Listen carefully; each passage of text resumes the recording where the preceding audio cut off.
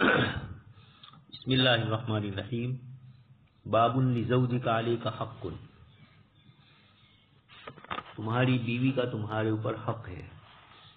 اس سے پہلے والی روایتوں میں امام بخاری رحمۃ اللہ علیہ نے شوہر کے جو حقوق ہے اس کو ذکر کیا، اور اب یہاں سے عورت کے حقوق کو ذکر فرمانا ہے. روایت وہ مشہور ہے جو حضرت عبداللہ ابن عمرو بن عاص رضی اللہ تعالیٰ عنہ کو آپ صلی اللہ علیہ وسلم نے فرمائی تھی.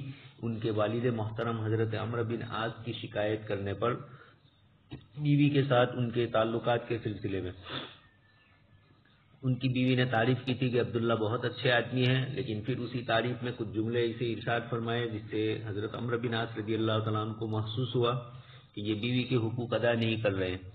تو حضرت عمرو بن عاص کو آپ صلی اللہ علیہ وسلم نے جو نصیحتیں فرمائی اسی میں اس روایت میں اسی میں سے کچھ حصہ ذکر کر رہے ہیں. یا عبداللہ علم اخبر انک تصوم النہار و تقوم اللیل. آپ صلی اللہ علیہ وسلم نے حضرت عبداللہ ابن عمرو بن عاص رضی اللہ تعالیٰ عنہ سے فرمایا کہ مجھے یہ اطلاع دی گئی ہے کہ تم دن میں روزے رکھتے ہو اور رات میں قیام تہجد وغیرہ میں نوافل میں مشغول ہو. انہوں نے فرمایا کہ جی ہاں بلا یا رسول اللہ، آپ کو جو خبر میرے والد محترم کی میری بیوی کی معرفت جو پہنچی ہے اور میرے والد محترم نے جو آپ کو پہنچائی، بلا یا رسول اللہ. قال فلا تفعل، ایسا مت کیجیے. صم و افطر، روزہ بھی رکھیے اور روزے چھوڑیے بھی. قم و نم، رات میں عبادت کے لیے کھڑے بھی ہوئیے اور کچھ حصہ سو بھی جائیے. فإن لجسدک علیک حقا، تمہارے جسم کا تم پر حق ہے. ان لروحک علیک حقا، تمہارے روح اور تمہارے بدن کے جو دوسرے اعضاء ہیں ان کا بھی تمہارے اوپر حق ہے. وإن لزوجک علیک حقا، اور اسی طریقے سے تمہاری بیوی کا بھی تمہارے اوپر حق ہے. یہ آپ صلی اللہ علیہ وسلم نے ارشاد فرمایا، اسی کو بنیاد بنایا ہے امام بخاری رحمۃ اللہ علیہ نے. پھر مسئلہ یہ آیا کہ چونکہ عبداللہ ابن عمرو بن عاص رضی اللہ تعالیٰ عنہ کی بیوی کی جو شکایت تھی اس میں صحبت نہ کرنا، ہم بستری نہ کرنے کا بھی مسئلہ تھا.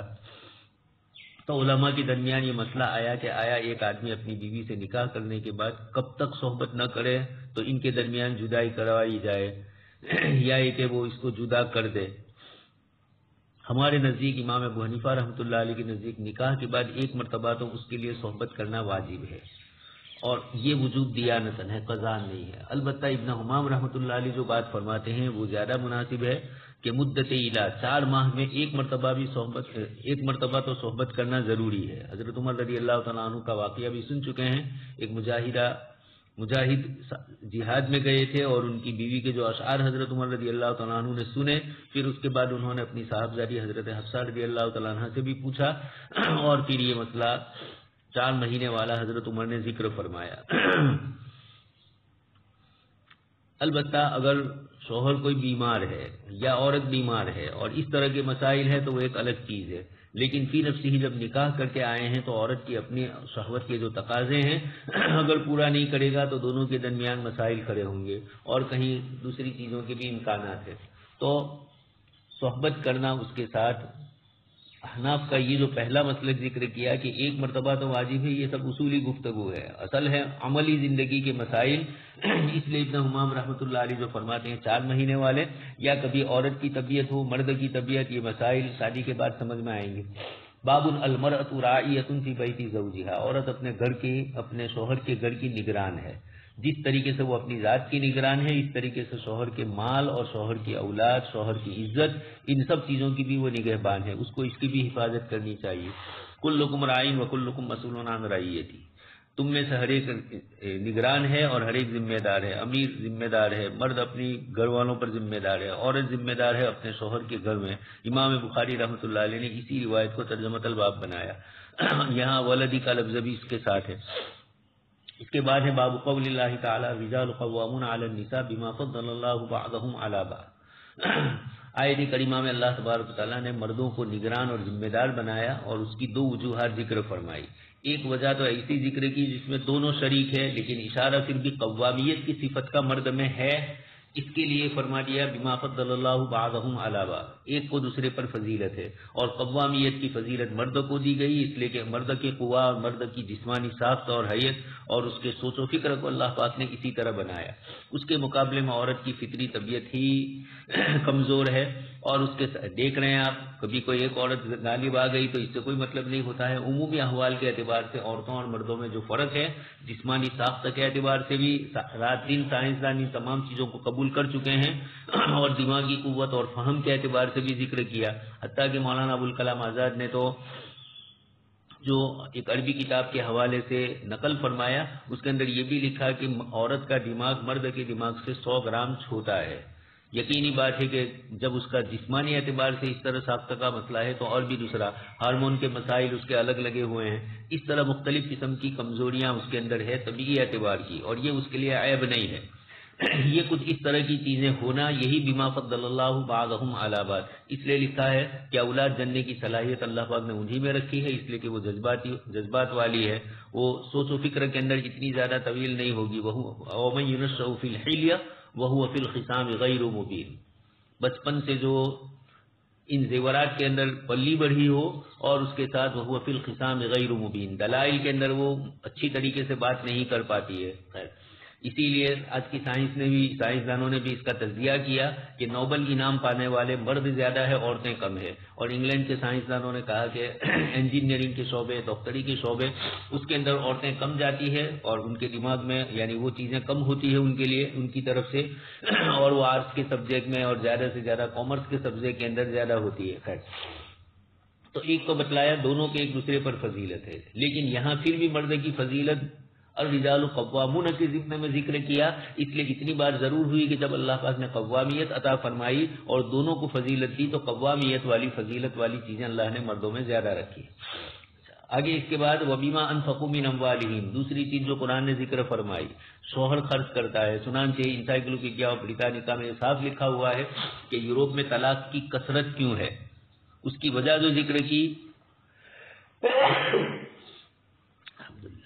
تو یہی ذکر کی کہ پہلی جنگ عظیم کے بعد کم اور دوسری جنگ عظیم کے بعد کثرت سے عورتیں کام کاج کے اندر آئی تو یہ مرد کے شانہ بشانہ کام کرنے کے لیے کھڑی ہو گئی. ان کو بھی روپیہ مل رہا ہے تو اب شوہر کی اس کو ضرورت نہیں رہی. اور آپس میں جب بھی جھگڑے ہوتے ہیں تو اسی قسم کے جھگڑے ان کے درمیان ہوتے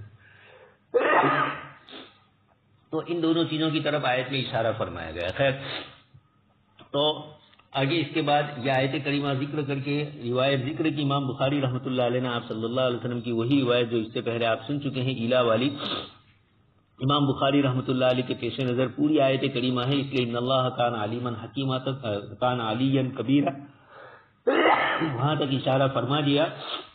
آگے اس کے بعد روایت میں ذکر کیا کہ آپ صلی اللہ علیہ وسلم نے اپنی ازواج مطہرات سے ایلا کیا تھا وقعد فی مشروبۃ لہ اور آپ اپنے ایک الگ کمرے میں بالا خانے میں تشریف لے گئے تھے اور 29 دن کے بعد آپ تشریف فرما ہوئے نیچے. حضرت عائشہ وغیرہ نے عرض کیا کہ آپ نے تو ایک مہینے کی قسم کھائی تو آپ نے فرمایا کہ مہینہ 29 دن کا ہے. اتفاق سے وہ مہینہ 29 دن کا ہی تھا. اس اعتبار سے یہ بات آپ صلی اللہ علیہ وسلم نے ان ازواج مطہرات کے ساتھ فرمائی. خیر یہاں امام بخاری رحمۃ اللہ علیہ اور رجال قوامون کے ضمن میں اس کو ذکر کر کے بتلاتے ہیں کہ مرد کو اللہ تبارک تعالیٰ نے یہ چیزیں دی ہے. آپ صلی اللہ علیہ وسلم کا ایک مہینہ ان ازواج مطہرات سے ایلا کرنا. کل آپ سن چکے ہیں 2 واقعات کی طرف اشارہ کیا جا رہا ہے یا تو حضرت حفصہ اور حضرت عائشہ رضی اللہ تعالیٰ عنہ کی گفتگو تب تغی مردات ازواج آگے قرآن نے بھی اس کو سورہ تحریم میں ذکر کیا یا یہ کہ ازواج مطہرات کا نفقے کی زیادتی کا مطالبہ کرنا اور اس بنیاد کے اوپر جیسے کل روایت حاشیے کے حوالے سے آپ کو سنائی تھی. آپ صلی اللہ علیہ وسلم تشریف فرماتے حضرت ابوبکر آئے حضرت عمر آئے اور پھر اس کے بعد آپ صلی اللہ علیہ وسلم نے ان کے سامنے کہا کہ یہ زیادتی کا مطالبہ کر رہی ہے اور پھر اس کے بعد اللہ پاک کی طرف سے آیتیں بھی نازل ہوئی. ان کنتن تردن اللہ ورسولہ والدار الآخرہ فإن اللہ اعد للمحسنات منکن اجرا عظیما وإن کنتن تردن حیات دنیا فتعالین امتعکن واسرحکن سراحا جمیلا. صاف فرمایا اس کی طرف اشارہ. اس ضمن میں آپ صلی اللہ علیہ وسلم کی قوامیت کا جو ثبوت ہو رہا ہے آپ تو ویسے بھی تھے اور اس طرح اشارہ امام بخاری رحمۃ اللہ علیہ نے فرما دیا. آگے اس کے بعد ہے باب ہجرت النبی صلی اللہ علیہ وسلم نساءہ فی غیر بیوتہن. یہاں عبارت میں ایک لفظ کا اضافہ فرمایا.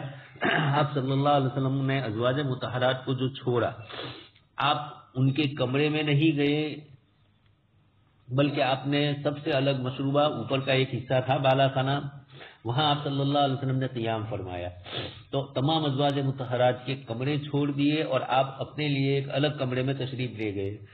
کتاب اللہ نے ایک طرف فرمایا ہے کہ زیادہ سے زیادہ تم ان سے بسترا چھوڑو، کل آیت آپ سن ہی چکے ہیں۔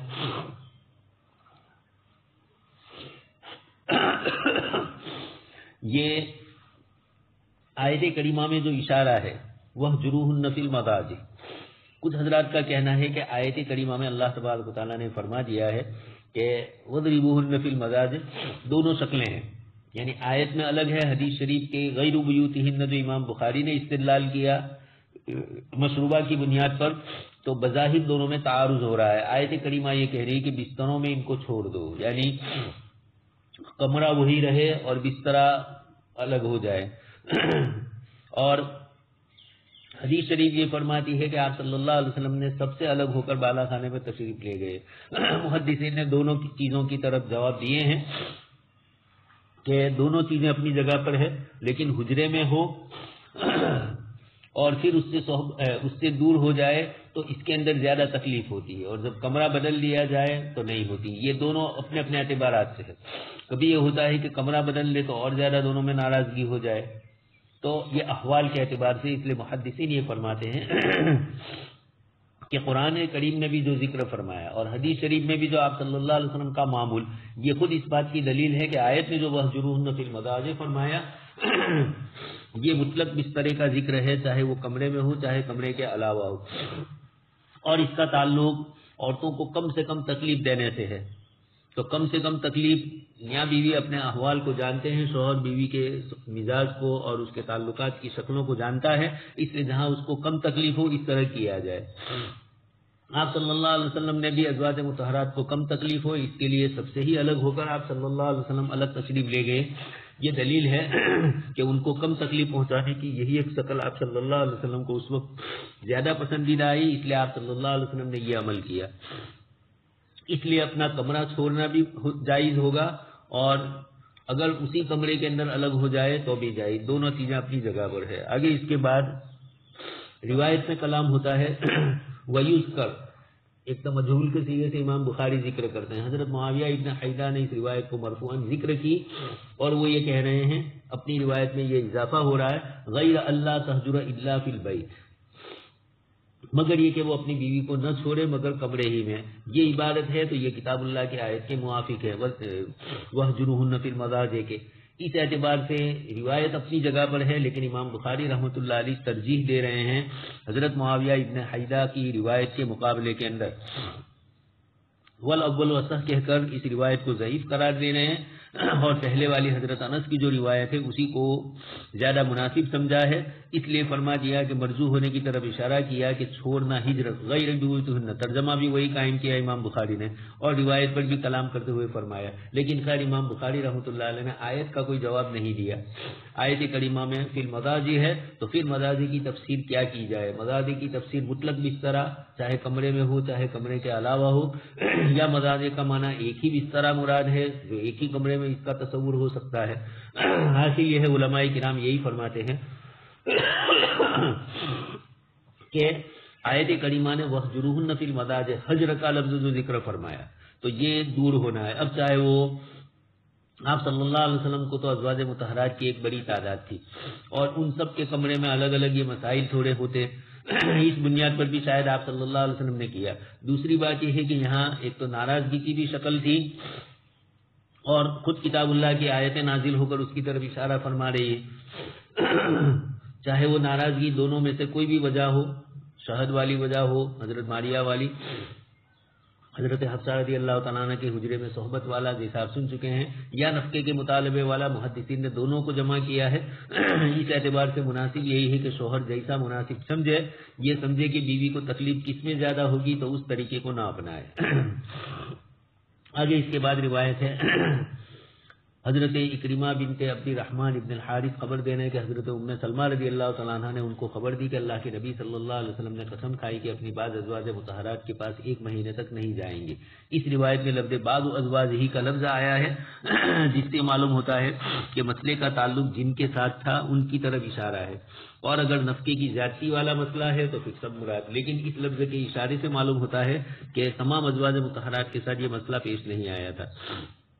لیکن آپ صلی اللہ علیہ وسلم نے یہی مناسب سمجھا۔ ایک تو یہی تھا کہ آپ صلی اللہ علیہ وسلم کی پنڈلی مبارک، پیر مبارک میں کچھ سوجن آ گئی تھی، موچ آ گئی تھی، اس بنیاد پر آپ صلی اللہ علیہ وسلم نے چلنا پھرنا تھوڑا پریشان کن تھا، تو آپ صلی اللہ علیہ وسلم نے اس بنیاد پر بھی پیر کی تکلیف کی وجہ سے آپ صلی اللہ علیہ وسلم نے اعتکاف فرما دیا، یعنی ایک ہی جگہ پر ٹھہرے رہے۔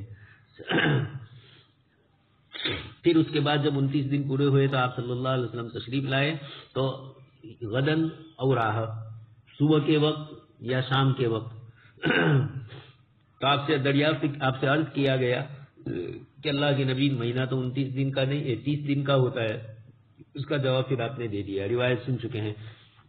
یہاں امام بخاری رحمۃ اللہ علیہ اس روایت میں بھی اشارہ فرما رہے ہیں قوامیت کی طرف کہ آپ صلی اللہ علیہ وسلم نے جو مناسب سمجھا اس کے مطابق فرمایا۔ آگے اس کے بعد ایک روایت اور ذکر کی جا رہی ہے۔ حضرت مروان ابن معاویہ فرماتے ہیں کہ حدثنا ابو یعفور، حضرت ابو یعفور عبد الرحمن ابن عبید نے ہمارے سامنے یہ بات بیان کی، قال تذاکرنا عند ابی الضحى، حضرت ابو الضحى مسلم ابن صبیح کے پاس ہم نے ذکر کیا، تذاکرنا کس کا تذکرہ کیا یہ ذکر نہیں کیا، لیکن نسائی کی روایت کے اندر ہے تذاکرنا الشہر، اس مہینے کے متعلق ذکر ہوا کہ آپ صلی اللہ علیہ وسلم نے جو الا فرمایا تو وہ 1 مہینہ یعنی 30 دن تھے یا 29 دن تھے۔ یہ گفتگو ہم نے حضرت ابو الضحى کے سامنے کی، تو حضرت ابو الضحى نے ہم لوگوں کو کہا کہ ہمیں یہ روایت عبداللہ ابن عباس نے سنائی ہے کہ ایک دن ہم نے صبح کی اور آپ صلی اللہ علیہ وسلم کے ازواج رو رہی تھی، ان کل امرأۃ منہن اہلھا، اور تمام ازواج میں سے ہر ایک کے پاس ان کے رشتہ دار تشریف لائے تھے ان کی دلجوئی کے لیے۔ اس سے یہ بھی پتہ چلے کہ لڑکی کو کوئی اس طرح کا مسئلہ پیش آ جائے غم کا، پریشانی کا، تو ایسے موقع پر رشتہ داروں کو پہنچنا چاہیے، خاص کر کے اس طرح کی غم کی چیز ہو۔ فخرجت الى المسجد، بس میں مسجد کی طرف گیا، فاذا هو ملآن من الناس، ابن عباس فرماتے ہیں کہ مسجد لوگوں سے بھری ہوئی تھی۔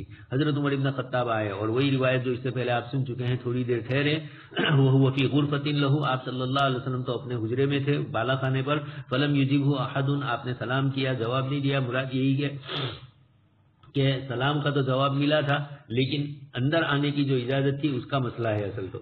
حضرت عمر نے پھر سلام کیا، فلم یجیبہ احد، ثم سلم فلم یجیبہ احد فناداہ فدخل علی النبی صلی اللہ علیہ وسلم۔ پھر اس کے بعد حضرت بلال نے حضرت رباح کو کہا اور حضرت رباح نے حضرت عمر رضی اللہ تعالیٰ عنہ کو آواز دی کہ آپ کو بلایا جا رہا ہے۔ تو حضرت بلال اور حضرت رباح دونوں کا ایک اندر تھے اور ایک باہر تھے۔ روایتوں میں تطبیق ہو جائے اس کے لیے کچھ روایتوں میں حضرت بلال کا ذکر ہے، کچھ روایتوں میں حضرت رباح کا ذکر ہے۔ بہتر یہ ہے کہ اس روایت میں اس طریقے سے کر لیا جائے تاکہ دونوں کی بات اپنی جگہ پر صحیح ہو جائے۔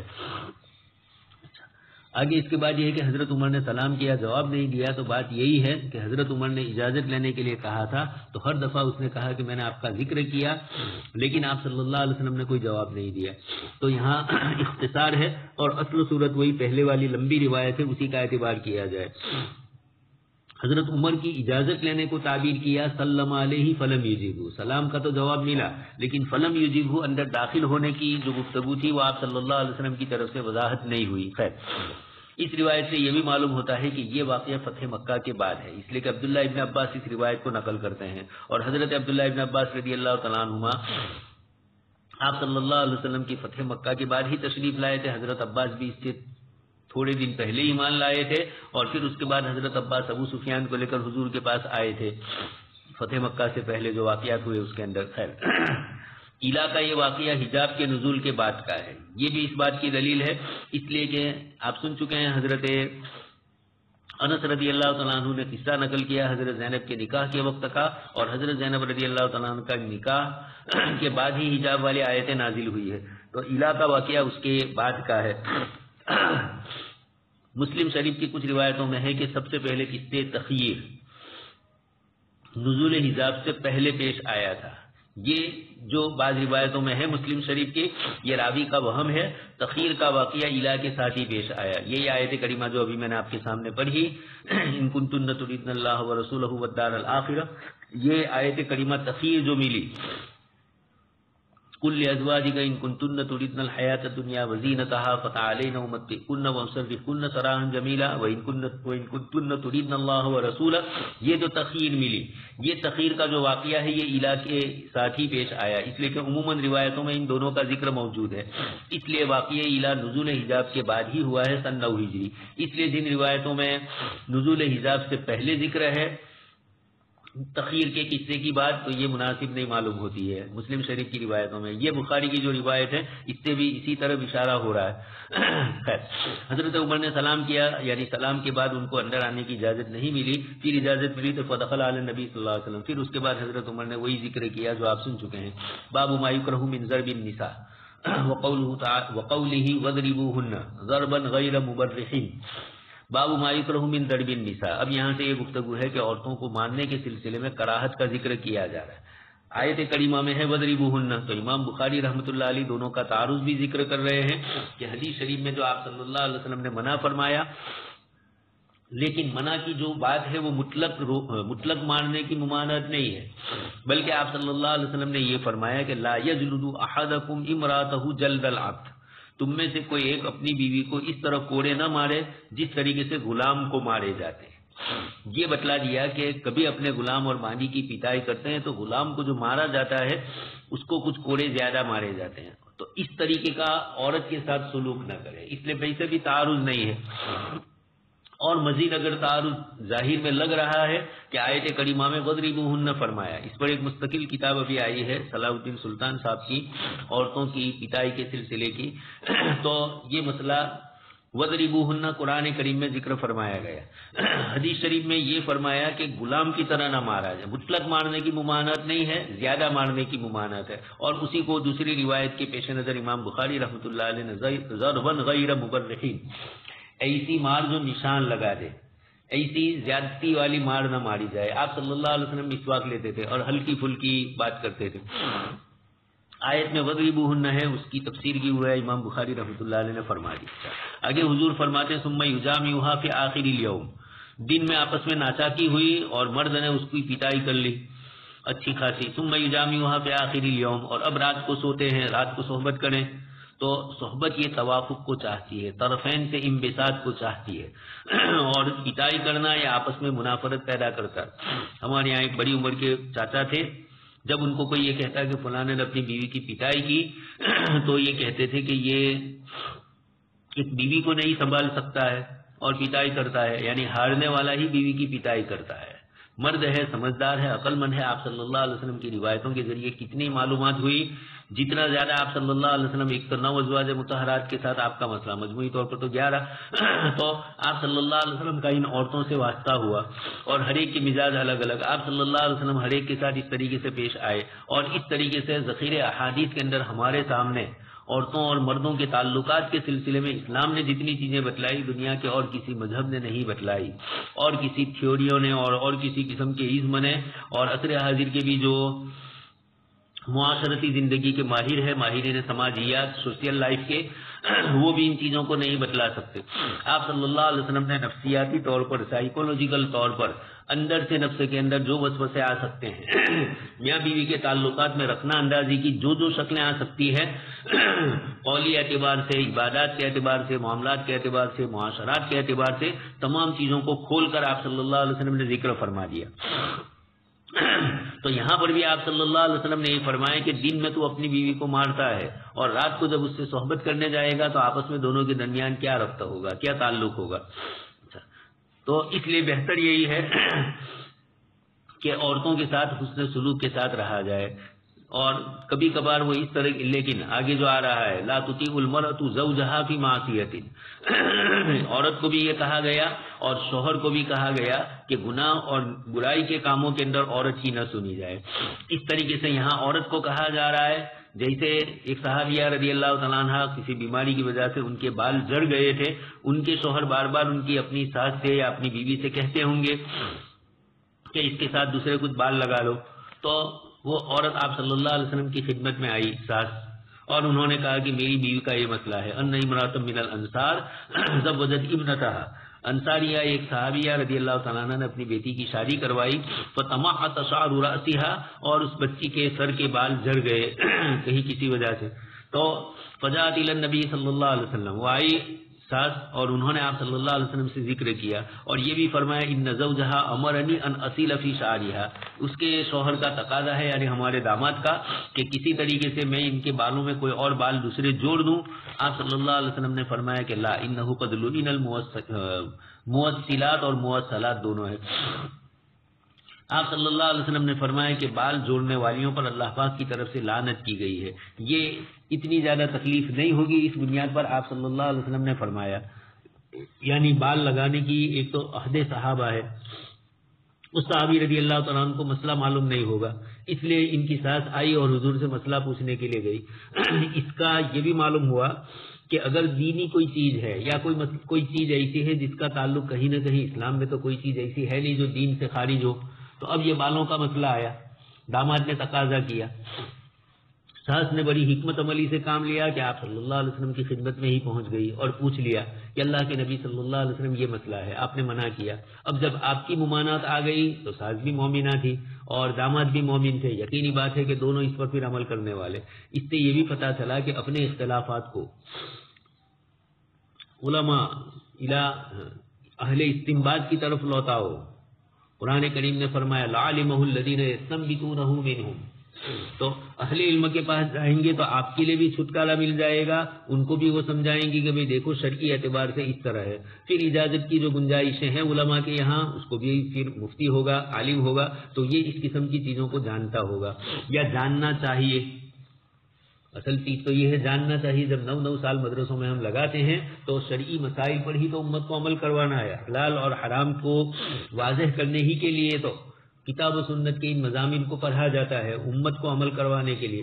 تو امام ابو حنیفہ رحمۃ اللہ علیہ، امام شافعی اور امام احمد کے نزدیک کسی انسان کے بال جوڑنا تو کسی طرح جائز نہیں ہے، لیکن انسان کے بالوں کے علاوہ داغے وغیرہ کے آج کل جیسے چلتے ہیں کالے رنگ کے داغے وغیرہ، اس کو جوڑا جائے تو جائز ہے۔ امام مالک رحمۃ اللہ علیہ مطلقاً عدم جواز کے قائل ہے، نہ انسانی بال نہ اور کسی چیز کے۔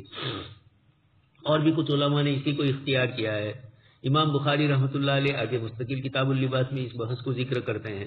تو احناف کے یہاں یہی ہے، جیسے آج کل ایسا ہوتا ہے کہ بیماری کی وجہ سے کسی بچی کے بال جھڑ جائے یا پیدائشی طور پر بال ہی نہ اگے یا کوئی دوائی وغیرہ کی کا ریئیکشن ہو اور اس کی بنیاد پر بال جھڑ جاتے ہیں، اس طرح کی کوئی بات پیش آئی اور لڑکی کی شادی نہیں ہوتی ہے یا شادی کروانی ہے اور اب یہ مسئلہ پریشان کن ہوتا ہے، تو ایسے موقع پر دوسرے بال جڑوانا جائز ہوگا۔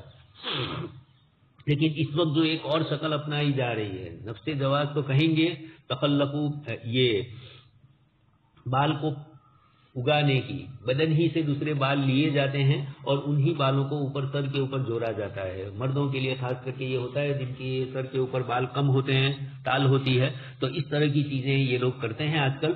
تو ایک ایک بال کو اندر سے اندر تھوڑی عمل اس کا جو ہو رہا ہے وہ تھوڑا تکلیف دہ عمل ہوتا ہے۔ جو لوگ کرا کے آئے ہیں ہم نے ان کو دیکھا تو کچھ تکلیف تو ضرور ہوتی ہے بالوں کے سلسلے کی، تو اگر ضرورت نہیں ہے، محض تحسینیات کے طور پر، محض بڑی عمر کے لوگ ہیں 40 سال 50 سال 60 سال کے، اور اب وہ اپنی تال کے لیے اس طریقے کی چیزیں کرتے ہیں، تو اب آپ کو کیا ضرورت ہے؟ خیر یہاں تو خاص کر کے عورتوں کے متعلق مسئلہ ہے، مرد کے لیے بال تو زینت ہے ہی نہیں۔ آپ سن چکے ہیں شرح وقایہ کے حاشیے کے اندر یہ لکھا ہوا ہے اور ہدایہ وغیرہ کی شروحات میں بھی لکھا ہوا ہے کہ مرد کے لیے بال زینت نہیں ہے۔ اس لیے آپ سن چکے ہیں کہ چوٹی تک پانی پہنچتا ہے اچھی طریقے سے جڑوں کے اندر تک، تو بھی مردوں کو یہ کہا گیا کہ تمہیں بال کی چوٹی کھولنا ہے، اور عورتوں کو کہا گیا کہ اگر اندر تک پہنچتا ہے تو پھر کوئی حرج نہیں ہے، اور نہیں پہنچتا تو دونوں کے لیے فرض غسل کے اندر اس کو یہ کرنا ضروری ہے۔ وہی جو وجوہات ذکر کی اس میں یہی لفظ لکھا کہ عورتوں کے لیے تو بال زینت ہے، مردوں کے لیے زینت نہیں ہے، مرد ہونا یہی سب سے بڑی زینت ہے اس کے لیے۔ خیر وَإِنِ امْرَأَةٌ خَافَتْ مِنْ بَعْلِهَا نُشُوزًا أَوْ إِعْرَاضًا۔ آگے امام بخاری رحمۃ اللہ علیہ ایک آیت کریمہ پیش کرتے ہیں۔ اس آیت کریمہ میں اللہ تبارک و تعالیٰ نے ایک حکم ذکر فرمایا ہے کہ اگر کسی عورت کو اپنے شوہر سے خوف ہو، نشوزاً او اعراضاً، شوہر کی طرف سے اس کو خوف ہے نافرمانی کا، یعنی شوہر کی طرف سے زیادتی کا، او اعراضن یا شوہر کی طرف سے بے رخی کا. تو آگے آیت کریمہ میں اللہ پاک نے فرمایا فلا جناح علیہما ان یصلحا بینہما صلحا، یہ دونوں صلح کر لے، والصلح خیر، اور صلح میں بہتری ہے، واحضرت الانفس الشح، اور نفوس کے اندر مال کی دنیا کی محبت ڈال دی گئی ہے، لالچ اور حرص اور ہوس انسانی طبیعت میں ڈال دی گئی ہے، واحضرت الانفس الشح. یہ ایک حکم ہے قرآن کریم کا، اس پر مستشرقین نے کچھ اشکال کیا ہے. حالانکہ یہ قرآن کریم کا حکم جو آیت کریمہ میں، یعنی ایک تو لزومی نہیں ہے، عورت کو کہا جا رہا ہے، مرد کو نہیں کہا جا رہا ہے. اور پھر آپ سن چکے ہیں ہماری فقہی کتابوں کے اندر جب یہ مسئلے آتے ہیں تو وہاں پر یہ بھی ذکر کیا گیا کہ عورت اگر اپنی طرف سے ان چیزوں کو معاف کر رہی ہے تو عورت اگر معاف کر رہی ہے تو شوہر کے لیے معاف ہونے والی ہے. اور وہ بیچاری دیکھ رہی ہے سماج میں عورت کا شوہر والا ہونا یہ ایک قابل احترام چیز ہوتی ہے. اب ایک عورت دیکھ رہی ہے کہ اس کے شوہر کو اس کے ساتھ تعلق زیادہ نہیں ہے اور وہ اس کو طلاق دے دے گا، اور اب معاشرے کے اندر اس کی بیچاری کی تھوڑی بے عزتی کا مسئلہ ہے، یعنی کہ یہ طلاق والی ہے، مطلقہ ہے، اس طرح کی چیز یہ ایک تکلیف دہ عورت کے لیے ہوتی ہے. ایسے موقع کے اوپر وہ عورت خود یہ چاہتی ہے کہ میں اپنے شوہر کے نکاح ہی میں رہوں، اور اب یہ ہے کہ میں اپنا روپیہ پیسہ جو خرچ کرنا ہے، شوہر مجھے جو نفقہ دے رہا ہے اس میں کچھ کمی کر دوں. اسی طرح اس کو یہ کہوں کہ تو کسی اور عورت سے شادی کرنا چاہتا ہے تو کر لے لیکن مجھے بھی رکھ. یہ مجبوریاں کبھی عورتوں کی ہوتی ہے. کبھی کوئی لڑکی ایسی ہے کہ عورت ایسی ہے کہ اس کے میکے میں کوئی ہے ہی نہیں، باپ بھی نہیں، بھائی بھی نہیں، اور کوئی اس طرح کے رشتہ دار نہیں ہے، تو یہ کہاں جائے گی؟ یا ہے لیکن تعلقات نہیں ہے، یا یہ کہ وہ اس کی فکر نہیں کرتے ہیں، اس طرح کی چیزیں ہوتی ہے. ہمارے والد صاحب کہتے رہتے تھے کہ لڑکی بوڑھی ہو جائے تب بھی اس کے رشتہ داروں کو اس کی فکر ہوتی ہے یا ہونی چاہیے، اس لیے کہ شوہر کی طرف سے اگر کوئی تکلیف ہو تو وہ کہاں جائے گی. بچے اگر نوجوان ہیں، بڑے ہیں، تب تو کوئی مسئلہ نہیں، لیکن وہ بھی سب ٹھیک ٹھاک اس کے ساتھ رہتے ہوں. تو لڑکی، ایک اور صاحب سنا رہے تھے، اللہ پاک نے بہت کچھ مال و دولت دی ہے، لیکن یہ فرماتے تھے کہ جب بچی کا فون آتا ہے، شادیاں ہو گئی ہے اور اچھی خاصے حال میں ہے وہ، لیکن یہ کہتے ہیں کہ جب لڑکی کا فون آتا ہے تو سب سے پہلے دل پر یہ اثر پڑتا ہے کہ کسی تکلیف کی بات تو نہیں کرے گی اپنے لیے، یعنی اس کی تکلیف، حالانکہ وہ خیر خیریت کے لیے فون کر رہی ہے لیکن کہہ رہے ہیں کہ ہمیں دل میں یہ تکلیف ہوتی ہے. تو خیر یہ مسائل جو قرآن نے ذکر کیے ہیں یہ ان لوگوں کو سمجھ میں آئیں گے جو سماجی زندگی میں حقیقت میں معاشرے کے اندر رہتے ہیں، جن کے یہاں سماج اور معاشرہ ہی نہیں ہے، یا یہ کہ جو ان چیزوں کو محض ایک رخ سے دیکھتے ہیں. کتاب اللہ نے مرد اور عورت کے تعلقات کی جتنی چیزیں ہیں ان تمام کو بتلایا. یہ آخری شکل ایک ہے کہ اگر عورت اس طرح کی رہنا چاہتی ہے، عورت کو کہا گیا وَإِنِ امْرَأَةٌ خَافَتْ مِنْ بَعْلِهَا فَلَا جُنَاحَ عَلَيْهِمَا أَن يُصْلِحَا. تو صلح کیا ہے؟ صلح یہی ہے جو حدیث شریف میں بھی ذکر فرمائی. حضرت عائشہ رضی اللہ تعالیٰ عنہ اس روایت کو ذکر کرتی ہے، آیت کریمہ کو ذکر کرتے ہوئے وَإِنِ امْرَأَةٌ خَافَتْ مِنْ بَعْلِهَا نُشُوزًا أَوْ إِعْرَاضًا، اور وہ فرماتی ہے کہ هِيَ الْمَرْأَةُ تَكُونُ عِنْدَ الرَّجُلِ، یہ اس عورت کے متعلق جو کسی مرد کے نکاح میں ہے. لَا يَسْتَكْثِرُ مِنْهَا، وہ شوہر اس عورت سے زیادہ رغبت نہیں کرتا ہے، کثرت صحبت اس سے نہیں کر رہا ہے، یعنی بیچاری گھر میں رہتی ہے تو وہ تدروہا کل معلقہ، نہ اس کو پوچھتا ہے، نہ اس سے کوئی مشورہ، نہ آ کر کوئی بات چیت کرتا ہے. فیرید طلاقها، وہ اس عورت کو طلاق دینا چاہتا ہے. اب چاہے عورت کی طرف سے کوئی چیز ہو یا کہ شوہر کی اپنی بدماشی ہو، وہ یتزوج غیرہا، اور وہ شوہر شادی کرنا چاہتا ہے دوسری کسی عورت سے، تو یہ عورت اس کو یہ کہے.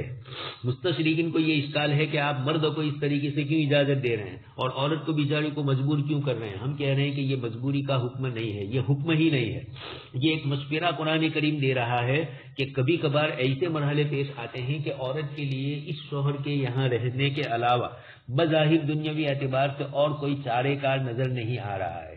یا شریف عورتیں ہوتی ہے، طلاق کا داغ وہ اپنے اوپر برداشت نہیں کر سکتی، تو وہ اپنے شوہر سے یہ کہہ رہی ہے، مطالبے کر رہی ہے کہ آپ کو جو کچھ مسئلے ہیں روپیے پیسے کے ہیں، صحبت کے ہیں، تو تم تزوج غیری، تو میرے علاوہ شادی کر کسی اور سے، امسکنی، لیکن مجھے اپنے نکاح میں رکھو بس، تاکہ معاشرے میں یہ پتا چلے کہ میں تمہاری بیوی ہوں، یعنی میرا کوئی شوہر ہے. شوہر کا ہونا، اچانک کوئی مسئلہ عورت کو پیش آ گیا تو سب سے پہلے لوگوں کی نظر اس کے شوہر کی طرف جائے گی، یا کوئی چھیڑ چھاڑ کرنا چاہے یا کوئی اس کا مال وغیرہ ہڑپ کرنا یا کوئی اور چیز کے لیے، تو وہ یہ دیکھے گا کہ وہ عورت اپنے شوہر کے ساتھ ہے. اکیلی نہیں ہے تو جلدی ہمتیں نہیں ہوتی ہے، اور اکیلی ہو یا شوہر کا انتقال ہو گیا ہو تو اس کے مال دولت وغیرہ میں رات دن دنیا میں ہم دیکھ رہے ہیں بیواؤں کے ساتھ، یتیموں کے ساتھ کیا مسائل پیش آتے ہیں۔ تو قرآن کریم نے یہ ایک نفسیاتی پہلو کا لحاظ کرتے ہوئے عورت کو اجازت دی کہ اگر تو اس طریقے سے رہنا چاہتی ہے تو ایک شکل یہ ہے کہ تو اپنے کچھ حقوق کو ثابت کر لے، یہ قرآن کریم نے فرمایا۔ اور وجہ بھی ذکر کی، بَأُحْضِرَتِ الْأَنفُسُ الشُّحَّ، انسانی طبیعت میں لالچ ہے۔ اب جب وہ شوہر کو کہے گی کہ میرا نفقہ آپ 10,000 دیتے تھے تو 5,000 دو، تو 5,000 شوہر کے پاس بچے رہے، یہ لالچ ہے۔ یا اور کوئی چیز ہے، عورت اس کو معاف کر رہی ہے، اس کو دوسری شادی کی اجازت دے رہی ہے، اس طرح کی شکلیں ہیں، تو یہ اسلام نے کوئی وجوبی حکم نہیں فرمایا ہے۔ اس لیے آیت کا انداز تخاطب ہی جو ہے وَإِنِ امْرَأَةٌ خَافَتْ مِنْ بَالِهَا نُشُوزًا أَوْ إِعْرَاضًا، ادھر کتاب اللہ نے مردوں کو تو منع فرمایا کہ عورتوں کے ساتھ نشوز کا معاملہ، اعراض کا معاملہ نہ کیا جائے، وَتَذَرُوهَا كَالْمُعَلَّقَةِ جو کیا، عورتوں کے سارے حقوق کو ذکر کیا، حتیٰ کہ اس کے لیے اپنے جسم کے بناؤ سنگار کا بھی حکم دیا کہ تو اگر لگر پھڑے گا، لگر وگر، اور تیری بیوی اجنبی مردوں کو دیکھے گی، اور تیرا بال کا بھی ٹھکانہ نہیں ہے، داڑھی کا ٹھکانہ نہیں، کپڑے بھی ایک ادھر جا رہا ہے ایک ادھر جا رہا ہے، حضرت ایسے لگ رہے ہیں کہ کہیں باور رستم سے آ رہے ہیں، یہ اس طریقے کا ہو تو یقینی بات ہے کچھ باور رستم سمجھ رہے ہیں نہیں، وہاں پاگلوں کو بھی رکھا جاتا ہے۔ تو بیوی دوسرے مردوں کو دیکھے گی اور اپنے شوہر کو دیکھے گی، یا کوئی اس کے شوہر کا مذاق کرے کہ تمہارے شوہر کی کرتا اتنا لمبا ہے، ایسا ہے، خیر کرتے کے لمبے ہونے پر تو نہیں، لیکن ہمارے دیہاتوں میں عورتیں داڑھی بڑی ہے، تو اس پر تو جو شرعی امور ہے اس میں تو عورت کو فخر کر کے کہنا چاہیے کہ ہاں میرا شوہر اللہ کے نبی صلی اللہ علیہ وسلم کی شکل اپنا رہا ہے۔ حضرت سلمان فارسی رضی اللہ تعالیٰ عنہ کے سامنے ایک یہودی نے کہا کہ تمہارے نبی تو عجیب ہے، پیشاب پاخانے کی راہ بھی بتلاتے ہیں، یعنی اس کے بھی سنتیں، اس کی بھی مستحبات، مکروہات جو ہے ان تمام چیزوں کو بتلاتے ہیں، تو ایک ایک چھوٹی چھوٹی چیز بھی بتلاتے ہیں۔ اس کے جواب میں حضرت سلمان فارسی رضی اللہ تعالیٰ عنہ نے فرمایا کہ اللہ کے نبی ہمارے لیے کمثل الوالد، یہ باپ کی طرح ہے، بیٹے کو جس طریقے سے باپ تربیت کرتے ہیں اللہ کے نبی ہماری تربیت کرتے۔ جواب ایسا دیا کہ سامنے والا خاموش ہو گیا۔ تو یہ اس طرح کی چیزیں ہوتی ہیں۔ آگے اس کے بعد والی روایت، اچھا، قالت فی حلی من النفقۃ علی فانت فی حل من النفقۃ علی والقسمۃ لی، عورت یہ کہے کہ آپ کو میری طرف سے نان و نفقہ کی اجازت دے دی گئی، یعنی آپ میرے نان و نفقہ کی فکر نہ کیجیے، فی حل، گھومتے رہو جہاں گھومنا ہو، والقسمۃ لی، اسی طریقے سے صحبت کے لیے جو میری باری مقرر شریعت نے رکھی ہے وہ بھی میں معاف کرتی ہوں۔ فذلک قولہ تعالی فلا جناح علیہما ان یصالحا، امام بخاری عمومی طور پر ایسی قرات پیش کرتے ہیں جو عامتاً جس کی طرف توجہ کم ہوتی ہے، تو ان یصالحا قرات ہے۔ اچھا، آگے اس کے بعد والی باب العزل، عزل کا بیان عزل سن ہی چکے ہیں آپ۔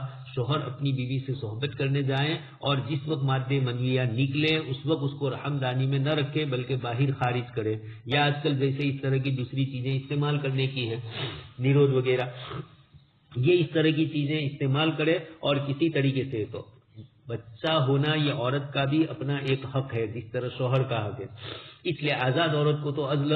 دوسری بات یہ ہے کہ جب مادے منویہ نکلنے کی تیاری ہے اور شوہر باہر نکال لے گا تو عورت کی تسکین نہیں ہوگی، اس کی خواہش کی تکمیل نہیں ہوتی ہے۔ مرد کی خواہش تو مادے منویہ کے خروج سے ہو جائے لیکن اس کی تسکین نہیں ہوتی ہے، اور اس کے پیش نظر اس کا بھی ایک حق بنتا ہے۔ دوسرا ہے کہ اولاد بھی اس کا ایک حق ہے، اس لیے میاں بیوی عزل کے سلسلے کے اندر اگر آزاد عورت ہے، جیسا آج کل وہی مسئلے ہیں، تو اس بنیاد کے اوپر عورت سے مشورہ کر کے کیا جائے۔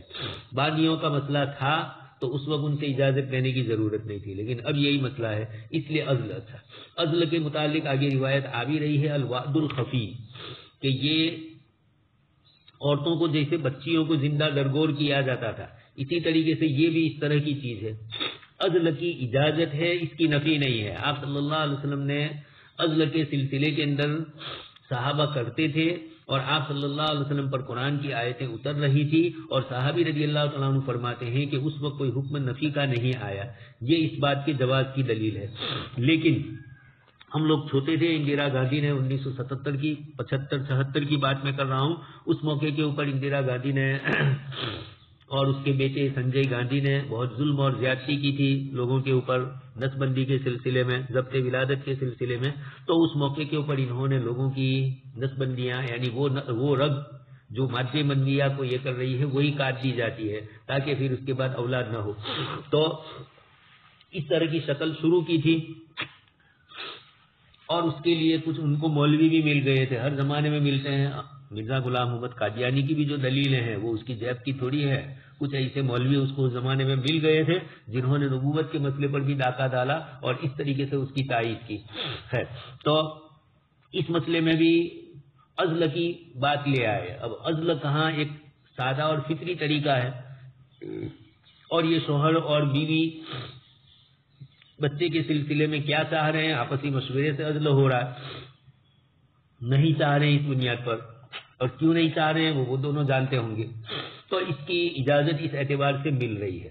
ایک طرف اجازت دی گئی لیکن پسند نہیں کیا گیا.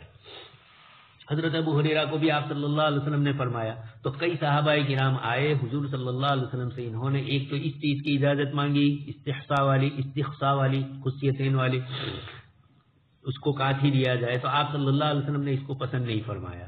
اور اسی طریقے سے عزل کی اجازت مانگی تو حضور نے فرمایا کہ اولاد تمہارے نصیب میں لکھی ہوئی ہے تو چاہے تم کتنا روکو لیکن آ جائے گا. ہوتا ہے آج بھی ایسا. تھوڑے سال پہلے اخبار میں آیا تھا کہ ایک عورت کی نسبندی کروائی. کیسے ملتے ہیں حکومت کی طرف سے. تو یہ ہماری جو نچلی طبقات والے حضرات ہیں اس طریقے کی چیزیں کچھ کر لیتے ہیں. وہ تو اس طریقے سے ایک عورت کی نسبندی ہوئی اور اس کے باوجود بعد میں اولاد ہوئی تو انہوں نے کیس کیا. اب وہ کیسے ہوا واللہ عالم. بتلانا یہ ہے کہ اس کے بعد بھی ہو جاتا ہے. ہمارے فقہا نے جو فرمایا ایک مرد نے ایک عورت سے نکاح کیا, ایک مشرق میں ہے ایک مغرب میں ہے, اولاد ہوئی تو شوہر کی طرف منسوب کی جائے گی. لیکن شوہر اگر انکار کرے جیسا آپ سن چکے ہیں تو پھر مسئلہ لیان کا الگ ہوتا ہے. لیکن یہ کیوں فرمایا مرد اور عورت کے تعلقات شرعی طریقے والے ہی ہو, غلط قسم کے نہ ہو. اور تو عزل کے سلسلے میں انہوں نے اس زمانے کے اندر اندرا گاندھی نے نسبندی کا عمل شروع کروایا, اس پر انہوں نے استدلال کرتے ہوئے عزل کی روایتوں کو پیش کیا. عجیب عجیب دنیا ہے. تو آپ صلی اللہ علیہ وسلم نے عزل کو نفس جواز اس کا رکھا ہے لیکن عمومی طور پر آپ صلی اللہ علیہ وسلم نے پسند نہیں فرمایا. آگے حضرت جزامہ کی روایت آ رہی ہے, امام مسلم نے اس کو نقل کیا, آپ نے اس کو الوعد الخفی فرمایا. تو یہ عدم پسندیدگی کی طرف مشیر ہے وہ. لیکن اس لیے کچھ حضرات نے یہ بھی فرمایا کہ یہ کراہت تنزیہی پر محمول ہے. عزل جائز تو ہے لیکن مکروہ تنزیہی ہے. انہوں نے اسی بنیاد کے اوپر کہا ہے. تو امام ابو حنیفہ رحمۃ اللہ علیہ اور امام احمد اور مالکیہ کے نزدیک باندی اگر ہے تو اپنے آقا کی اجازت لی جائے یا نہیں, اس قسم کا مسئلہ ہے. صاحبین فرماتے ہیں کہ باندی سے بھی اجازت لی جائے اور وہ حضرات فرماتے ہیں کہ اجازت لینے کی ضرورت نہیں ہے. خیر, یہ تب ہے جب کہ کوئی آدمی کسی عورت سے نکاح کرے اور آقا یعنی باندی سے نکاح کرے تو آقا کی اجازت کے بعد جائز ہوگا. آپ سن چکے ہیں متظفر طبیحہ وطیعتہا, آقا کے یہاں رہتی ہے باندی اور شوہر کو کہا گیا کہ تو جب آئے قدوری کی عبادت. آپ سن چکے ہیں یہ. اچھا, آج کل جو اس طریقے سے نسبندیاں چلتی ہے اور اس طرح کے مسائل آتے ہیں شرعی نقطۂ نظر سے, اگر یعنی مسئلہ اس وقت سب سے بڑا یہ ہوتا ہے کہ بچہ کی ولادت جو ہوتی ہے ہاسپٹلوں میں یہ لوگ چاہتے یہ ہے کہ کسی طریقے سے آپریشن کے روپیے زیادہ لے لیں تو کسی نہ کسی طرح آپریشن کی طرف راغب کرتے ہیں. اب اس سے عورت کی طبیعت میں اتنا بڑا جسم کے اندر ایک حصہ کٹ جائے اور پھر اس کے بعد اس کو جوڑا جائے تو وہ کئی بیماریوں کو بعد میں جنم دیتا ہے. جسم کے اندر ماہر اطباء کا تو یہ کہنا ہے کہ سوئی بھی نہ جائے, مجبوری کے درجے میں الگ ہے, لیکن یہ کہ ہمارے جسم کے اندر, خیر یہ بات طبیات کی ہے. تو بتلانا یہ ہے کہ کبھی کبھار مرد اور عورت کے درمیان مشورہ ہوتا ہے, ڈاکٹر کا بھی یہ کہنا ہوتا ہے تو عارضی اگر مانے حمل تدبیر اختیار کی جائے, وقتی طور پر عارضی طور پر, جیسے بولا بھی جاتا ہے بیجو بارک کیا رہے پہلو نثار جائے کیا رہے, تو اتنے فاصلے کبھی عورت کی طبیعت کی وجہ سے رکھتے ہیں کہ وہ برداشت نہیں کر سکتی ایک سال کے اندر اس طریقے سے اور پھر آپریشن سے لیے جائیں, یہ پریشانیاں اور تکلیف. تو ایسے موقع پر اگر عورت کو حقیقت میں تکلیف ہے تو پھر فاصلہ رکھنا جائز ہے. اس فاصلے کے لیے جو رکاوٹیں بنتی ہے, جو چیزیں نیروز وغیرہ, کندوم وغیرہ غلاف کا استعمال، یہ اس طرح کی جو چیزیں ہیں ان کی گنجائش ہے، لیکن ہمیشہ کے لیے کاٹ دیا جانا یہ جائز نہیں ہے اسلامی شریعت میں۔ اس لیے عصر حاضر میں جو جو شکلیں ہیں ان تمام شکلوں کے اندر یہی عارضی جو شکل ہے اسی کی گنجائش ہے، اس کے علاوہ اور جتنی شکلیں دوسری رات دن چلتی ہے ان کی گنجائشیں نہیں ہے۔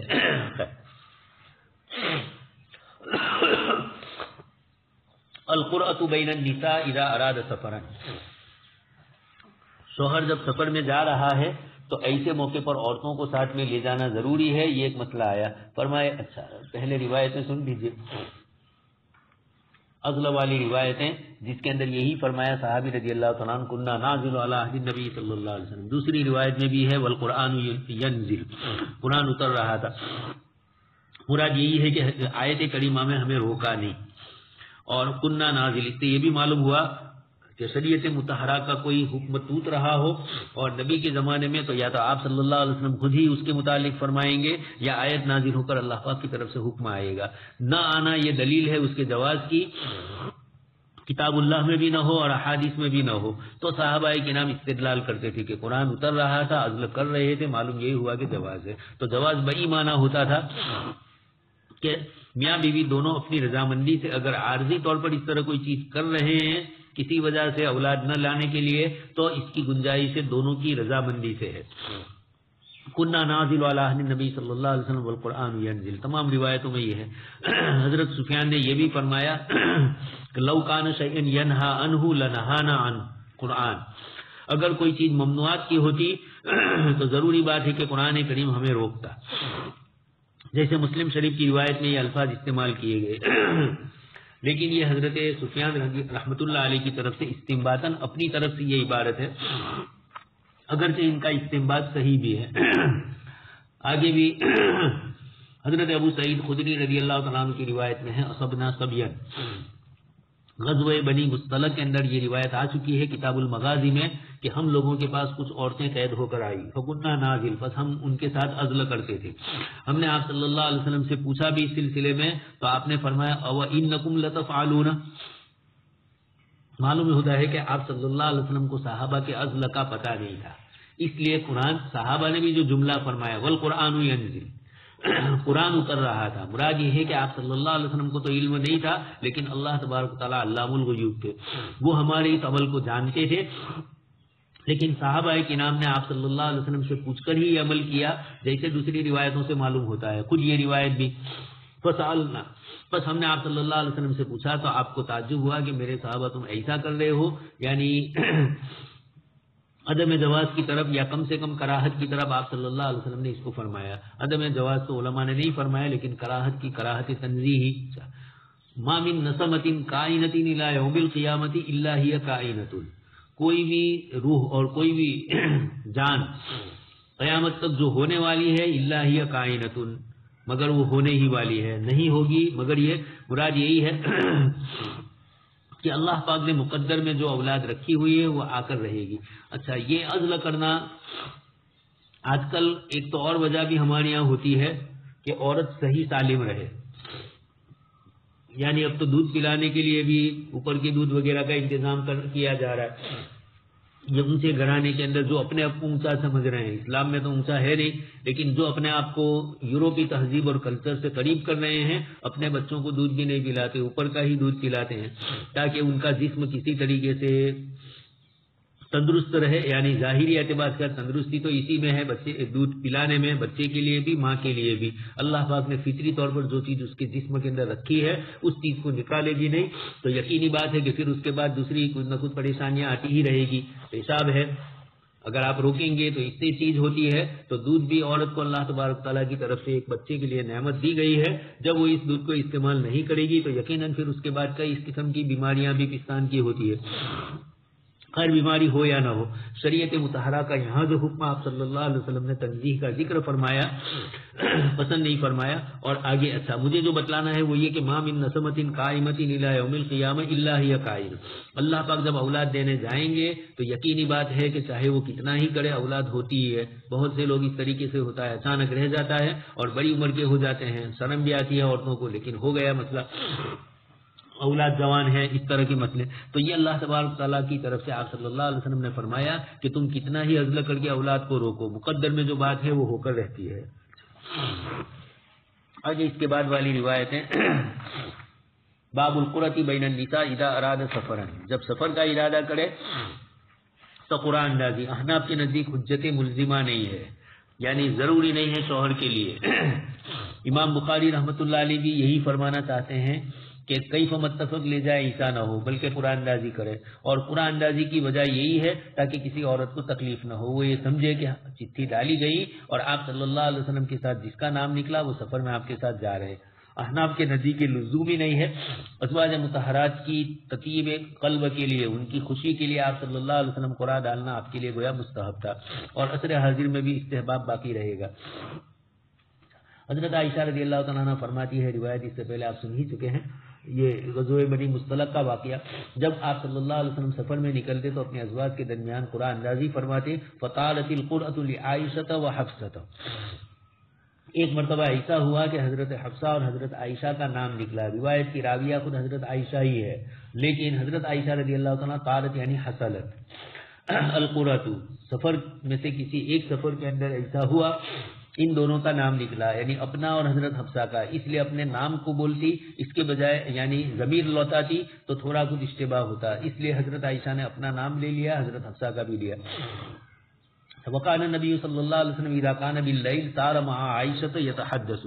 اس سفر کے اندر یہ ہوتا تھا کہ جب رات کا وقت ہوتا تھا تو آپ صلی اللہ علیہ وسلم حضرت عائشہ صدیقہ رضی اللہ تعالیٰ عنہ کے ساتھ چلتے تھے، یعنی سفر میں سواری پر دونوں سوار ہے، اور آپ صلی اللہ علیہ وسلم باتیں فرماتے. حضرت حفصہ رضی اللہ تعالیٰ عنہ نے اس دن یہ کیا حضرت عائشہ رضی اللہ تعالیٰ عنہ سے کہ آج کی رات تم میرے اونٹ پر سوار ہو جاؤ اور میں تمہارے اونٹ پر سوار ہوتی ہوں، تاکہ دونوں کے راستے تھوڑے الگ الگ، جو تم نے نہیں دیکھا وہ تم دیکھو گی، اور جو میں نے نہیں دیکھا وہ میں دیکھوں گی سفر کی جگہوں سے. یا یہ کہ میرا اونٹ کس طریقے سے چلتا ہے، آہستہ چلتا ہے، فاسٹ چلتا ہے، تمہارا اونٹ کس طرح چلتا ہے. تو خیر حضرت حفصہ رضی اللہ تعالیٰ عنہ کو تو کسی طرح حضرت عائشہ سے جو حضور کی گفتگو ہوتی تھی آپس میں ان کے دل میں بھی ایک ہوا کہ میں بھی اللہ کے رسول صلی اللہ علیہ وسلم کو کچھ باتیں کروں. تو انہوں نے حضرت عائشہ رضی اللہ تعالیٰ عنہ کو اس طرح فرمایا، الا ترکبین اللیلۃ بعیری وارکب بعیرکی تنظرین وانظر. تم دیکھو جو چیزیں تم نے نہیں دیکھی ہے، تمہارے میرے اونٹ پر بیٹھ کر اور میں تمہارے اونٹ پر بیٹھ کر دیکھوں، جیسے سواریوں پر لوگ کرتے ہیں، تم میرا اسکوٹر میں تمہارا اسکوٹر اس طرح.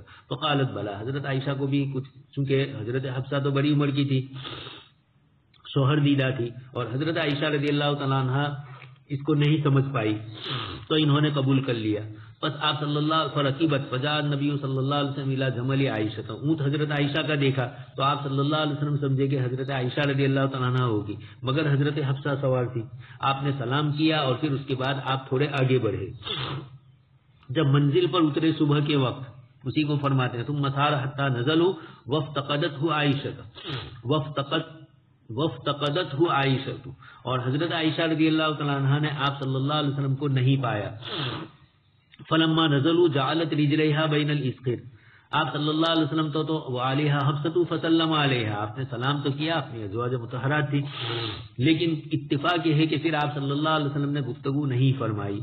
ہر ایک عورت کے ساتھ کیا بات کرنے کی، یہ ازواج مطہرات کے درمیان بیلنس رکھنا، کس کی کیا چیز پسندیدہ ہے، یہ سب مسائل ہوتے ہیں. تو آپ صلی اللہ علیہ وسلم یہاں خاموش ہے، اس لیے کہ اچانک خود آپ نے بھی ایک عجیب چیز دیکھی کہ اونٹ حضرت عائشہ کا ہے اور اس پر بیٹھی ہوئی ہے حضرت حفصہ رضی اللہ تعالیٰ عنہ.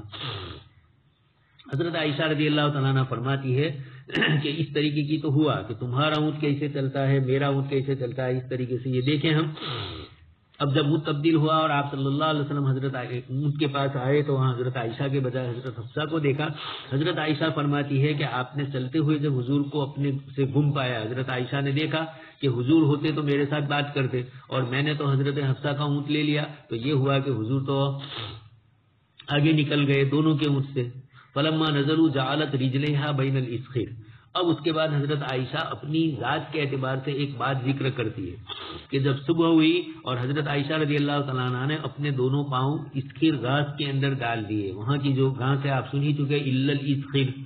حضرت عباس رضی اللہ تعالیٰ عنہ نے مکہ مکرمہ کے علاقوں میں یہ گھاس ہوتی تھی. تو آپ صلی اللہ علیہ وسلم سے حرم کی چیزوں کو نہ کاٹا جائے، نہ توڑا جائے اور اس طرح نہ کیا جائے، آپ سن چکے ہیں۔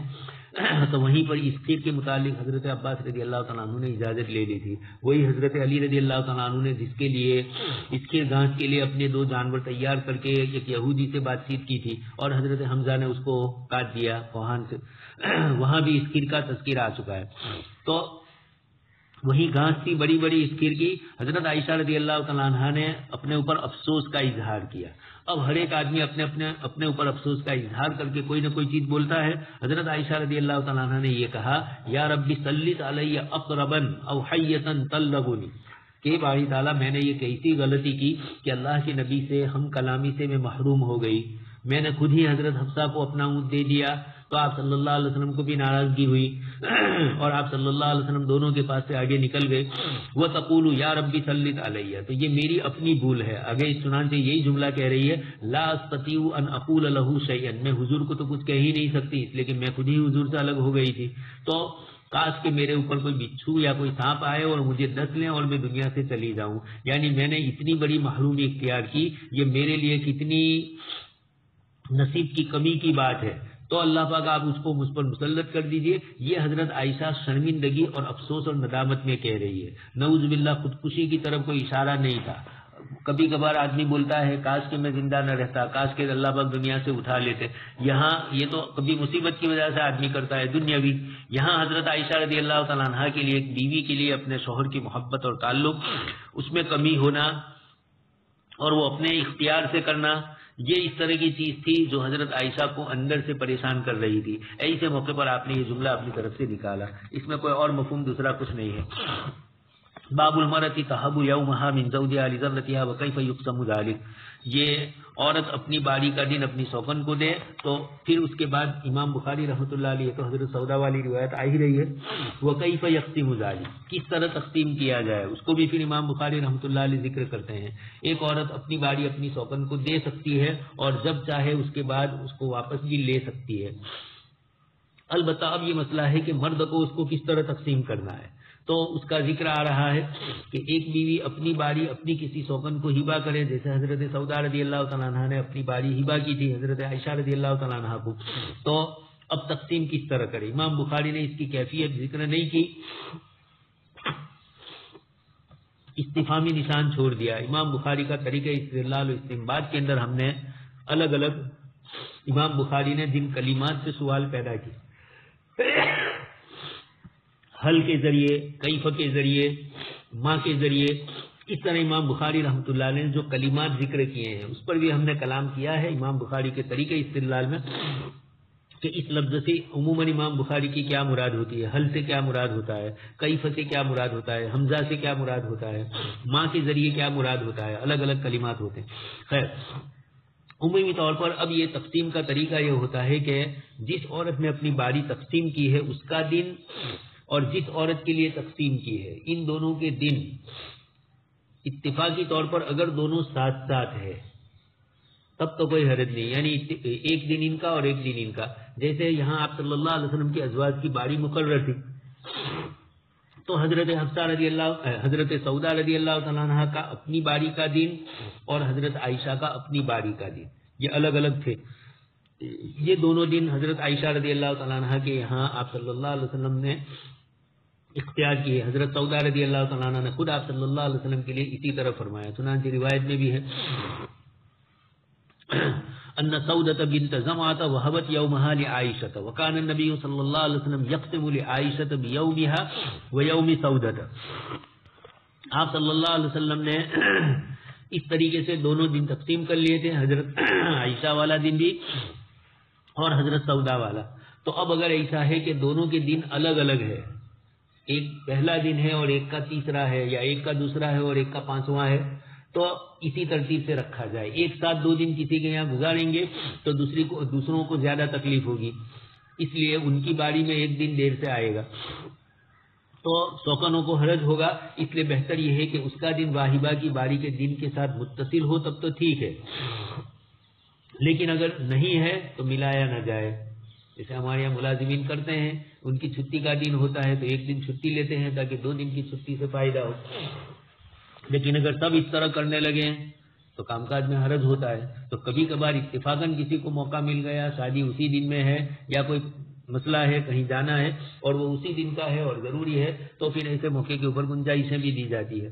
تو وہاں تو خیر، لیکن یہ کہ ملازمت کا مطلب، اور یہاں میاں بیوی کا جو مسئلہ ہوتا ہے اور سوکنوں کا جو مسئلہ ہوتا ہے بڑا نازک، اس لیے امام بخاری رحمۃ اللہ علیہ نے یہاں ان دونوں چیزوں کو ذکر کیا. اچھا، العدل بین النساء، عورتوں کے درمیان انصاف کرنا، ولن تستطیعوا ان تعدلوا بین النساء، آیت کریمہ میں ذکر فرما دیا مساوات بہت ضروری ہے، لیکن یہ ہے کہ مساوات ظاہری ہے، اندرونی قلب کی کیفیات پر آدمی کی قدرت اور اختیار نہیں ہے. آپ صلی اللہ علیہ وسلم نے اللہ پاک سے یہی فرمایا کہ ھذا قسمی فیما املی، یہ جو باری مقرر ہے وہ ان چیزوں میں ہے جس کا میں مالک ہوں. فلا تلمنی فیما تملک، جن کا تو مالک ہے، اور ولا املک، میں مالک نہیں ہوں. محبت اور تعلقات کی، میلان کا، دل کا، یہ چیزیں وہ ہے کہ جو انسان کے اختیار میں نہیں ہوتی. البتہ کھانے پینے کی چیزیں، رہنے سہنے کی چیزیں، نفقہ وغیرہ کے مسئلے، ان تمام میں یکسانیت ہو، اس کے اندر ادھر ادھر کچھ نہ ہو. اذا تزوج البکر علی الثیب، ایک آدمی کے نکاح کے اندر طیبہ عورت ہے اور پھر باقیرہ سے نکاح کرے ہو، تو طیبہ پہلے سے ہے اور باقیرہ کنواری عورت سے اب وہ شادی کر رہا ہے، تو اب ان کی رہنے کی ترتیب کیا ہو، یہ مسئلہ بھی. اور آگے اس کے بعد اذا تزوج الطیبہ علی البکر، باقیرہ کے ہوتے ہوئے طیبہ سے شادی کی جائے. مسئلہ مشکات وغیرہ میں آپ سن چکے ہیں. امام بخاری رحمۃ اللہ علیہ نے یہ دونوں روایتیں ذکر کی. السنۃ ان تزوج البکر اقام عندها سبعا واذا تزوج الطیب اقام عندها ثلاثا. اس کی روشنی کے اندر حدیث شریف جو ثابت ہو رہا ہے وہ یہی، امام بخاری نے ترجمے کے تحت یہ روایت جو ترتیب سے یہ حدیث ذکر کر کے ترتیب بیان کر دی، اور اس میں یہی سنت طریقہ کہ باقیرہ کے پاس شوہر 7 دن رہے گا اور 7 دنوں کے بعد پھر باری شروع ہوگی. یہ حضرات کہتے ہیں، امام بخاری بھی چونکہ انہی کے ساتھ ہے. اور امام بخاری نے دوسری جو روایت ذکر کی، الطیب کے الفاظ استعمال نہیں کیے، الفاظ نہیں ہے، بلکہ صرف یہ ہے کہ باقیرہ سے شادی کرنے کے بعد اس کے پاس 7 دن رہنا سنت ہے. لیکن اسی روایت کے دوسرے طرق میں الطیب کے الفاظ ہے، اس لیے ترجمہ میں بھی امام بخاری رحمۃ اللہ علیہ نے الطیب کے الفاظ استعمال کیے. آگے وہ روایت آ ہی رہی ہے. اذا تزوج البکر شرط کو ذکر کیا، آگے حدیث پر اکتفا کرتے ہوئے جزا ذکر نہیں کی، مراد یہ کہ اس کے پاس اتنے دن رہے. دوسرا سن لیجیے، اذا تزوج الطیب علی البکر، جب طیبہ سے شادی کرے باقیرہ کے اوپر، پہلے سے ایک لڑکی سے شادی کی جو کنواری تھی اور اب اس کے بعد دوسری عورت سے شادی کی جو کنواری نہیں ہے، تو یہ دوسری آئے گی پہلے کے ساتھ. تو یہاں بھی روایت میں ذکر کیا، حضرت انس کی روایت، من السنت ان اذا تزوج الرجل البکر علی الطیب اقام عندها سبعا، سنت میں سے ہے کہ جب آدمی باقیرہ عورت سے شادی کرے طیبہ کے اوپر تو اس کے پاس 7 دن رہے اور پھر باری وقسم، اور باری تقسیم کرے. وَإِذَا تَزَوَّجَ الطَّيِّبُ عَلَى الْبِكْرِ أَقَامَ عِندَهَا ثَلَاثًا ثُمَّ قَسَمَ، اور جب وہ طیبہ سے شادی کرے باقیرہ کے ہوتے ہوئے، جیسے یہاں پر یہ ترجمہ قائم کیا، اقام عندها ثلاثا، تو اس کے پاس 3 دن ٹھہرے، پھر باری شروع کرے. حضرت ابو قلابہ فرماتے ہیں، لو شئت لقلت، اگر میں چاہتا تو یہ کہتا کہ ان انس رفعه الى النبي صلی اللہ علیہ وسلم، چونکہ روایت میں لفظ ہے عن انس قال من السنت، اور امام بخاری رحمۃ اللہ علیہ کی عادت ہے کہ حدیث معنن کو ذکر کرے، اور اس طرح کی کوئی بات ذکر کرے تو اس کی وضاحت ہونا ان کے یہاں ضروری ہے، تو بتلا دیا کہ اس طریقے سے ہے. آگے اس کے بعد اس روایت کو ذکر، یعنی مرفوعاً ہے روایت. آگے عبد الرزاق والی روایت میں فرماتے ہیں کہ سفیان ایوب اور خالد سے، اور خالد فرماتے ہیں لو شئت قلت رفعه الى النبي صلی اللہ علیہ وسلم. وہاں بھی ابو قلابہ ہے، تو ابو قلابہ سے روایت نقل کرنے والے خالد بھی ہے اور ایوب بھی ہے. ابو قلابہ کی پہلی والی روایت میں قال ابو قلابہ صاف ہے، اور خالد والی روایت کے اندر بھی خالد کہتے ہیں کہ ابو قلابہ نے یہی فرمایا. گویا دونوں روایتیں، دونوں طرق میں روایت ایک ہی طرح کی ہے. ہمارا اس مسئلے کے اندر دیگر ائمہ سے اختلاف ہے. وہ حضرات اس روایت کے ظاہر کو محمول کرتے ہوئے نکاح جدید جب کیے جائیں تو باقیرہ کے لیے 7 دن الگ سے اور طیبہ کے لیے 3 دن الگ سے، باری اس کے بعد شروع ہوگی. وقسم کا لفظ جو حدیث شریف میں آیا، ہمارے نزدیک کتاب اللہ کی آیت فَإِنْ خِفْتُمْ أَلَّا تَعْدِلُوا فَوَاحِدَةً، عورتوں کے ساتھ برابری اختیار کرو، مختلف آیتوں کے ذریعے بات بتلائی گئی انصاف کی، ایک عورت کے ساتھ بھی، اور خیر ایک عورت کے ساتھ تو اس مسئلے میں نہیں دوسرے مسائل میں. اور جہاں باقرہ صحیبہ کا مسئلہ ایک سے زائد عورتوں کا مسئلہ آیا تو وہاں پر کس طریقے سے تقسیم ہو, تو یہی فرمایا جا رہا ہے کہ پہلے اس کے پاس اتنے دن رہے تو پھر دوسری سب کے پاس بھی اتنے دن رہیں گے. باقرہ کے پاس 3 دن رہے تو اور باقی تمام کے پاس بھی اس طریقے سے رہیں گے. صحیبہ کے ساتھ 3 دن رہے تو باقی کے ساتھ بھی 3 دن. اسی طریقے سے باقرہ سے شادی کی اور 7 دن رہے تو 7 دن دوسریوں کے پاس بھی اس طریقے سے رہا جائے. یہ امام طحاوی رحمۃ اللہ علیہ نے حضرت ام سلمہ کی روایت ذکر کی ہے کہ جب آپ صلی اللہ علیہ وسلم سے ان کے نکاح ہوئے تو آپ نے ان کو اپنے پاس 3 دن قیام فرمایا. آپ ان کے پاس 3 دن گئے. پھر جب آپ صلی اللہ علیہ وسلم نے اپنے ازواج مطہرات کے پاس جانے لگے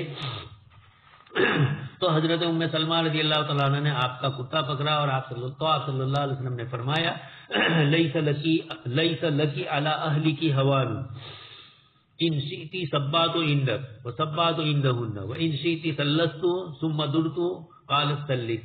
3 دن تمہارے پاس رہوں گا تو دوسری کے پاس بھی 3 دن رہوں گا, اور اگر تمہارے پاس ہفتہ رہوں گا تو دوسریوں کے پاس بھی ہفتہ رہوں گا. امام محمد رحمۃ اللہ علیہ نے اس حدیث کا مطلب یہی ذکر کیا کہ ام سلمہ نے یہ سمجھا تھا کہ 7 دن میرے پاس رہیں گے اور پھر 7 دن دوسری عورتوں کے پاس جائیں گے, تو میرا اور حضور کا جتنی عورتیں ہیں ہر ایک کے پاس 7 دن, تو بہت دنوں کے بعد حضور میرے پاس تشریف لائیں گے. اور اگر 3 دن کا فاصلہ ہے تو کم فاصلے کے اندر پھر حضور سے میری ملاقات ہوگی. معلوم ہوتا ہے کہ گویا حضرت ام سلمہ یہ سمجھی کہ مجھے جو 7 دن مل رہے ہیں دوسری عورتوں کو بھی جو پہلے سے آپ کے نکاح میں ہیں ان کو بھی 7 دن ملیں گے. گویا شادی کے بعد باقرہ صحیبہ کے درمیان چاہے باقرہ کے ہوتے ہوئے صحیبہ لاؤ, صحیبہ کے ہوتے ہوئے باقرہ لاؤ, کوئی فرق نہیں پڑتا ہے. وہ حضرات لیکن یہ مراد نہیں لے رہے ہیں. ہم یہ کہہ رہے ہیں کہ کوئی خصوصیت نہیں ہے. وہ فرماتے ہیں کہ نہیں, آپ صلی اللہ علیہ وسلم فرماتے ہیں تمہارے پاس 7 دن رہوں گا, پھر دوسرے ازواج مطہرات کے پاس بھی 7 دن رہوں گا, اور اگر تمہارے پاس 3 دن رہتا ہوں تو پھر دوسری عورتوں کے پاس بھی 3 دن نہیں رہ سکتا ہوں, 1 دن رہ کر پھر میں تمہارے پاس آؤں گا. تو گویا وہ حضرات اس روایت کی تائید جیسے یہ روایت بھی ہے اس کے مطابق لے رہے ہیں. صحیبہ سے نکاح کرنے کے بعد ائمہ ثلاثہ کے نزدیک باری سے ہٹ کر اس کو 3 دن ملیں گے, لیکن 3 دن سے زیادہ 7 دن کوئی رہا تو 7 دن باری باری میں محسوس ہوں گے. 3 دن کی گویا صحیبہ کے لیے گنجائش ہے جیسے باقرہ کے لیے 7 دن کی. وہ حضرات اس سے استدلال کرتے ہیں, ہم دوسری نصوص سے کرتے ہیں. تو دونوں اپنے اپنے اعتبار سے دلیلیں پیش کر رہے ہیں. احناف بھی دوسری روایتوں سے استدلال کرتے ہیں جہاں صراحتاً عبارتیں ہیں, مشکات میں وہ روایتیں آپ سن چکے ہیں. یہاں پر بھی اس طرح کی اور دوسری روایتیں ہیں. ملا علی قاری رحمۃ اللہ علیہ فرماتے ہیں کہ روایت کے ظاہر سے تو امام شافعی رحمۃ اللہ علیہ کا استدلال ہے, اور ہمارے نزدیک قدیمہ حدیثہ کا کوئی فرق نہیں ہے, اس لیے کہ ایک آیت ہے وَإِنْ خِفْتُمْ أَلَّا تَعْدِلُوا, دوسری آیت ہے وَلَن تَسْتَطِيعُوا أَن تَعْدِلُوا. اور اس طرح وہ تمام روایتیں جس میں آپ صلی اللہ علیہ وسلم عدل و انصاف کا حکم فرماتے ہیں اپنی عورتوں کے درمیان, وہ تمام روایتیں بھی اس کی تائید کرتی ہے. اس لیے آپ جانتے ہیں کہ احناف امام ابو حنیفہ رحمۃ اللہ علیہ کے مذہب کی خصوصیت جو ہے اوفق بالقرآن, سب سے زیادہ قرآن کریم کی موافقت کرتے ہیں. اس لیے کتاب اللہ سے استدلال ہوتا ہے. کتاب اللہ کی عمومی آیات جہاں عدل و انصاف کا حکم فرمایا گیا عام انسانی اعتبار سے بھی, اور میاں بیوی اور خاص کر کے 1 سے زائد عورتوں کے مسئلے میں وَإِنْ خِفْتُمْ أَلَّا تَعْدِلُوا جیسے آیت وَلَن تَسْتَطِيعُوا أَن تَعْدِلُوا, یہ آیتیں, تو اس بنیاد کے اوپر جتنا ہو سکے انصاف قائم کیا جائے. تو انصاف یہی ہے کہ سب کے ساتھ برابر ہے.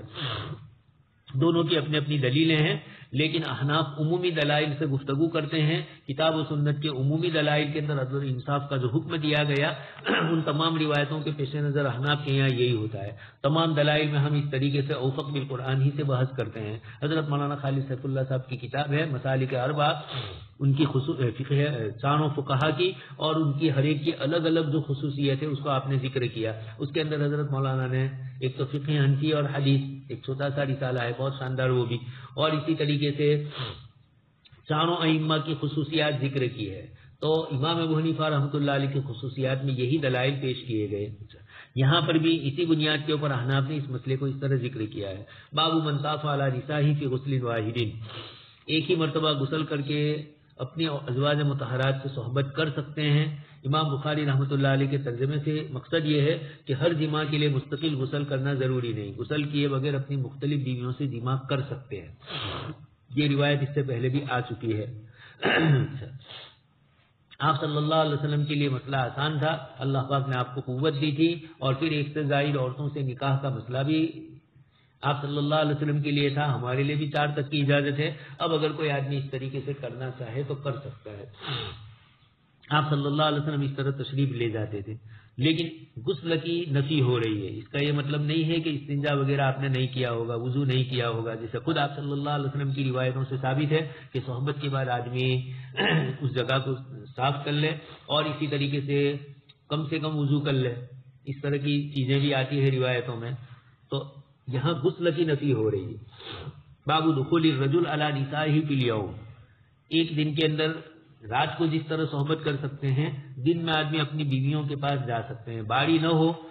تو امام بخاری کا مقصد یہ ہے کہ عورتوں کے درمیان جو انصاف قائم کرنا، مختلف بیویوں کے درمیان، اس کا اصل اعتبار رات میں ہے۔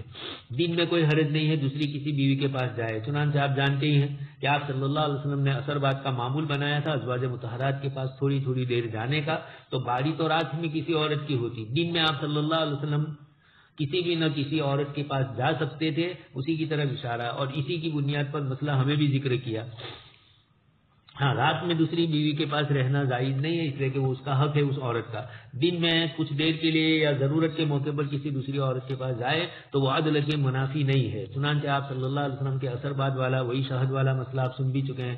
اذن صرف من العصر دخل علی نسائہ، جب آپ صلی اللہ علیہ وسلم نماز سے فارغ ہوتے عصر کی تو اپنے ازواج مطہرات کے پاس جاتے، فیدنو من احداہن، پس آپ صلی اللہ علیہ وسلم ان میں سے کسی ایک کے پاس جاتے، فدخل علی حفصہ فاحتبس اکثر ما یحتبس، بس آپ صلی اللہ علیہ وسلم ایک دن حضرت حفصہ رضی اللہ تعالیٰ عنہ کے پاس گئے اور وہاں معمول سے زیادہ بیٹھے۔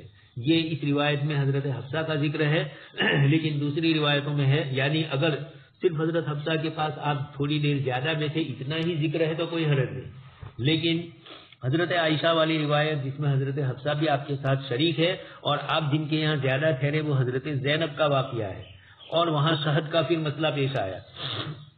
تو شہد والی روایت ابن کثیر بھی حضرت عائشہ اور حضرت حفصہ اور حضرت زینب بنت جہش رضی اللہ تعالیٰ عنہ ان دونوں کے متعلق نقل کرتے ہیں روایت میں، لیکن ترجیح فقہا اور محدثین نے حضرت زینب رضی اللہ تعالیٰ عنہ کے واقعے کے ساتھ پیش کی ہے، اور حضرت حفصہ کا نام نہیں ہے، لیکن اس روایت میں ہے۔ لیکن اس روایت میں آگے یہ بھی نہیں ہے کہ آپ زیادہ ٹھہرے تو پھر اس کے بعد حضرت عائشہ نے مشورہ کیا اور کسی طریقے سے پھر آپ صلی اللہ علیہ وسلم کو شہد والی بات کی۔ یہاں امام بخاری کا استدلال اتنا ہے کہ باری کسی بھی عورت کی ہوتی، لیکن شام کا معمول تھا ہر ایک کے یہاں جانے کا، تو باری کا تعلق رات سے ہے۔ اذا استأذن الرجل نساءه في یمرض فی بیت بعضهن فأذن له، آپ جب آدمی اجازت چاہے اپنے عورتوں سے یہ کہ وہ اپنی بیماری کا ایام گزارے ان میں سے بعض کے حجرے میں، فأذن له، بس ان عورتوں نے آپ صلی اللہ علیہ وسلم کو اس کی اجازت دے دی ہو۔ رجل کہا ہے، لیکن اصل تو یہی ہے کہ واقعہ آپ صلی اللہ علیہ وسلم کا پیش آیا، وہ آپ سن ہی چکے ہیں، نیچے روایت وہی ہے، کئی مرتبہ یہ روایت آ چکی ہے۔ حضرت عائشہ نے فرمایا کہ آپ کو میں نے مسواک بھی کروایا، بین نحری و سحری، میرے سرحانے پر آپ صلی اللہ علیہ وسلم نے سر رکھا، وخالط ریقہ ریقی، اور آپ نے مسواک کیا تو میرا اور آپ صلی اللہ علیہ وسلم کا یہ بھی مل گیا۔ تو عدل بین الازواج ضروری تھا یا نہیں، یہ مستقل مسئلہ ہے۔ حنفیہ کہتے ہیں کہ حضور کے لیے ضروری نہیں تھا، لیکن دوسرے حضرات کہتے ہیں کہ نہیں، آپ صلی اللہ علیہ وسلم کی ہمارے نزدیک تو واجب نہیں تھا، دیگر حضرات کے نزدیک واجب تھا۔ حنفیہ اس روایت کو استحباب پر محمول کرتے ہیں، یہ حضرات ان روایتوں سے استدلال کر کے کہتے ہیں، ہم کہتے ہیں کہ یہ استحباب تھا۔ باب حب الرجل بعد نسائی افضل من بعض، قلبی محبت کسی ایک سے دوسری کے ساتھ زیادہ ہو۔ ابھی روایت آپ سن چکے ہیں، حضرت عمر رضی اللہ تعالیٰ عنہ نے بھی اپنی صاحبزادی حضرت حفصہ کو، جو لمبا قصہ تھا ابن عباس والا، اس میں یہ فرمایا تھا، جیسے یہاں نیچے روایت نقل کی جاتی ہے کہ اے میری بیٹی لا یغرنک ہذہ التی اعجبھا حسنھا، حضرت عائشہ کی طرف اشارہ فرمایا کہ جن کو اپنے حسن و جمال کی وجہ سے ناز ہے، یرید عائشہ، اور پھر حضرت عمر نے جب حضور کے سامنے بالا خانے میں اس قصے کو ذکر کیا تو فتبسم، اللہ کے رسول مسکرائے تھے، اسی کی طرف اشارہ ہے. تو یہ دل کا میلان عملی شکل کے اندر نہ کرے، دل کے اوپر قابو نہیں ہے. فیما عملی آپ سن چکے ہیں روایت حضور کی. المتشبی بما لم ینل وما ینہا من افتخار الذرتی، وہ بتکلف پیٹ بھر کر بتلانے والا جس نے وہ چیز نہیں پائی. ایک تعبیر ہے حدیث شریف میں بہت اچھے انداز کے اندر ذکر فرمایا، اسی کی طرف امام بخاری رحمۃ اللہ علیہ اشارہ فرمانے کہ وہ بتکلف دکھلانے والا، پیٹ بھرا ہوا، سبو بتلانے والا، اپنے کو کھانے والا، حالانکہ اتنا نہیں کھایا ہے اس نے، لیکن یہ اس طریقے سے کرے تو یہ اس طرح کرنا جائز ہے.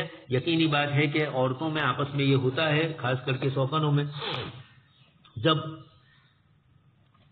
ایک سوکن دوسری سوکن کو بتلانے کے لیے کہے کہ یہ چیز مجھے شوہر نے دی، تو یقینی بات ہے کہ دوسری کو تکلیف ہوگی. تو بما لم ینل تعبیر کیا حدیث شریف میں اس کو بتکلف اپنے آپ کو پیٹ بھرا ہوا بتلانا. بھوکا ہے اور خالی خالی دکان لے رہا ہے اور پیٹ پر ہاتھ پھیر رہا ہے کہ آج تو بہت کھایا یہ اور وہ. تو اس طریقے سے یہ جو چیز انسان کو حاصل نہیں ہے اپنے لیے حاصل شدہ ظاہر کرنا تاکہ دوسروں کو اس سے دھوکہ دینا، یہ اس طرح کی چیزیں حدیث شریف میں منع فرمائی. جہاں کسی کے حق کے ساتھ اس کا تعلق ہو یا جہاں کسی کو چرانے کے لیے اس طرح کا عمل کیا جا رہا ہو، ان تمام مواقع کے اندر حدیث شریف میں اس سے منع فرمایا گیا. اسی طرح وما ینہا من افتخار الذرتی، سوکن کو دل جلانے کے لیے اس طریقے سے فخر کرنا یہ مناسب نہیں ہے. ایک سوکن دوسری سوکن کے ساتھ اس طرح کا معاملہ کرے. پہلا المتشبہ بما لم ینل، یہ تو عمومی ہے، سوکن سوکن کے لیے کرے وہ بھی، اور دوسرے معاملات میں بھی انسان دوسرے کے ساتھ کرے، چاہے وہ اپنی عورت ہے، چاہے عورتیں عورتوں کے ساتھ کرے سوکن ہے، یا کوئی عورت دوسری کسی عورت کو یہ کرے. یا علماء نے اس سے بھی دور کے مطلب لیے ہیں. ایک آدمی عالم دین نہیں ہے اور ظاہری کپڑے اور لباس اس طرح کا پہنے لوگوں کو دھوکہ دینے کے لیے. ایک تو ہمارے دعوت و تبلیغ کے احباب ہیں جو من تشبہ بقوم کی طرف اور علماء کے ساتھ محبت کی بنیاد کے اوپر لمبے کرتے استعمال کر رہے ہیں، دین اور شریعت کا ایک شعار سمجھ کر وہ کر رہے ہیں، اور وہ اپنے آپ کو اس طرح نہیں بتلاتے ہیں. اور ایک وہ آدمی ہے جو اپنے آپ کو اہل علم میں سے بتلانے کے لیے اس طریقے سے کرے. ان کو یہ کہا بھی جائے حافظ صاحب، عالم صاحب، اور وہ حافظ اور عالم نہیں ہے تب بھی سنتے رہتے ہیں. وہ یہ نہیں کہتے کہ میں حافظ اور عالم نہیں ہوں. تو یہ متشبہ، یہ بھی اس قسم کے کچھ لوگ ہوں گے. اسی طریقے سے اور بھی شکلیں جو اہل علم میں بھی پھر آپس میں الگ الگ ہوتی ہے. بڑے مشائخ کے لیے کچھ اور لباس ہوتا ہے، یہ اپنے آپ کو مشائخ کی طرح ظاہر کرے اور اس طریقے کی چیزیں کرے. ایک تو سنت پر عمل کرنا ہے، یہ ہر مومن کے لیے بلا تکلف جائز ہے. ہر مومن آپ صلی اللہ علیہ وسلم سے اپنی مشابہت اختیار کر سکتا ہے. اگر وہ امامہ پہن رہا ہے سنت سمجھ کر تو یقیناً بہت اچھی چیز ہے، بلکہ اس سے چہرے کا وقار بھی ہوتا ہے. ان چیزوں کی ممانعت نہیں ہے. جہاں آدمی کی نیت میں گڑبڑ ہو، لوگوں کو دھوکہ دینا ہو، وہ چیزیں مراد ہیں یہاں پر. خیر، تو سوکن بھی اپنی سوکن کو یہ کہے کہ شوہر نے مجھے یہ دیا وہ دیا، حالانکہ کچھ نہ دیا ہو. آگے روایت میں فرماتے ہیں حضرت فاطمہ ان اسماء ان امرأۃ قالت یا رسول اللہ، ایک عورت نے آ کر اللہ کے رسول سے پوچھا بھی، کئی سی بولی بالی عورتیں تھیں مدینہ کی، انصار کی، مہاجرین کی، کہ یہ اس قسم کے مسئلے پوچھتی تھی کہ جس سے آپ یعنی بالکل دل کھول کر. ہمارے یہاں تو کسی کا نام لے کر ہم مسئلے پوچھیں. حضرت مفتی محمود الحسن صاحب گنگوہی رحمۃ اللہ علیہ سورت تشریف لاتے تھے تو وہاں مارکیٹ والی ہی مسجد، چوک کی مسجد تھی، اور وہاں پر آپ نماز کے لیے جاتے تھے. پھر مجلس بھی لگتی تھی مسائل کی.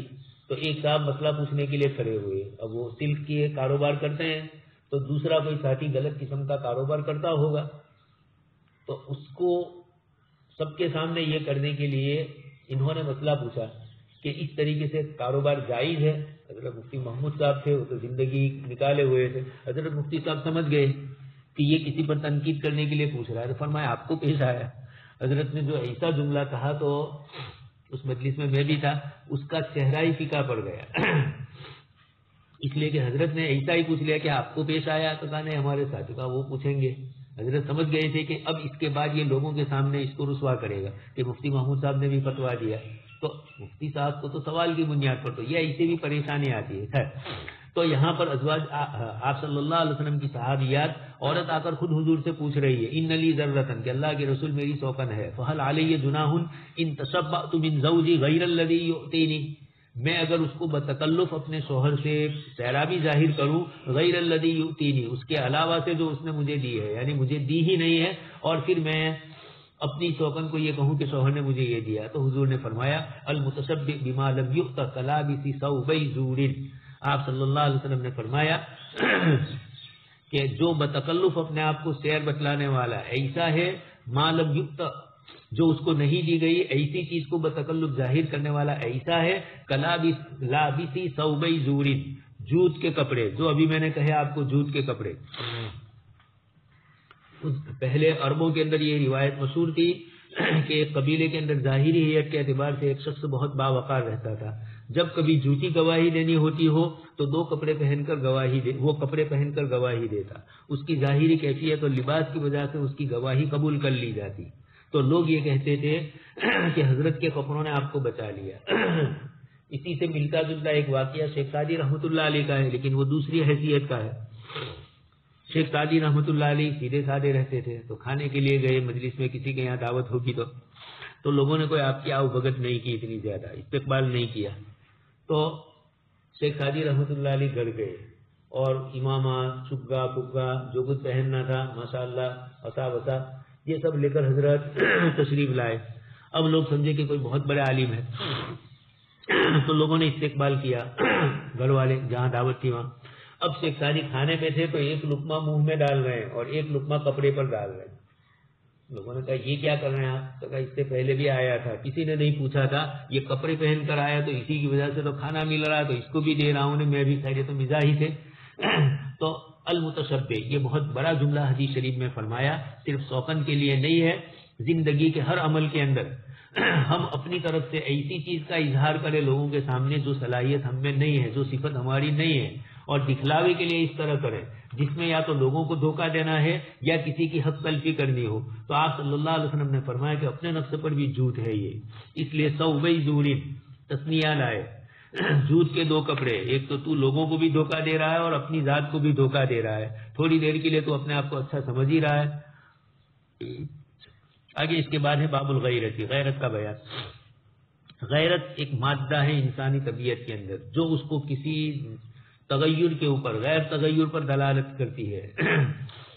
غیرت ایک عجیب چیز ہے، غیرت طبعی ناراضگی کو کہتے ہیں جو کبھی کسی ایسی چیز کی وجہ سے انسان کو پیش آئے جس میں انسان شرکت پسند نہیں کرتا، مثلا جیسے اپنی بیوی کو بری نگاہ سے دوسرا کوئی دیکھ رہا ہے تو وہ برداشت نہ کرے۔ آگے صحابی رضی اللہ تعالیٰ عنہ کا یہی مسئلہ آتا ہے۔ حضرت سعد بن عبادہ رضی اللہ تعالیٰ عنہ فرماتے ہیں لو رأیت رجلا مع امراتی لضربته بالسیف غیر مصفح، اگر میں کسی آدمی کو میری بیوی کے ساتھ دیکھوں غلط کام کرتے ہوئے، لضربته بالسیف، تو میں اس کو تلوار سے ماروں گا، اور تلوار بھی کیسی ہوگی وہ آگے روایت میں ذکر کیا، مصفح، عرض اور چوڑائی کے حصے کو مصفح کہا جاتا ہے، غیر مصفح چوڑائی سے نہیں ماروں گا، سیدھا ہی میں اس کو دھاڑ والی چیز سے ہی ماروں گا، یہ اشارہ ہے۔ صحابہ کرام نے آپ صلی اللہ علیہ وسلم سے فرمایا کہ اللہ کے نبی حضرت سعد یہ فرماتے ہیں، تو حضور نے فرمایا کہ تم حضرت سعد کی غیرت سے تعجب کرتے ہو، میں ان سے زیادہ غیرت والا ہوں، اور اللہ تبارک تعالیٰ کی ذات عالی سب سے زیادہ غیرت والی، مجھ سے بھی زیادہ غیرت والے۔ حقیقت میں یہ بات آئی تھی کہ جب ایک آدمی کسی دوسرے آدمی اجنبی کو اپنی عورت کے ساتھ دیکھے تو 4 گواہ لانے ہیں، یعنی زنا کے سلسلے میں، تو آپ صلی اللہ علیہ وسلم نے گواہی کا ذکر کیا تھا۔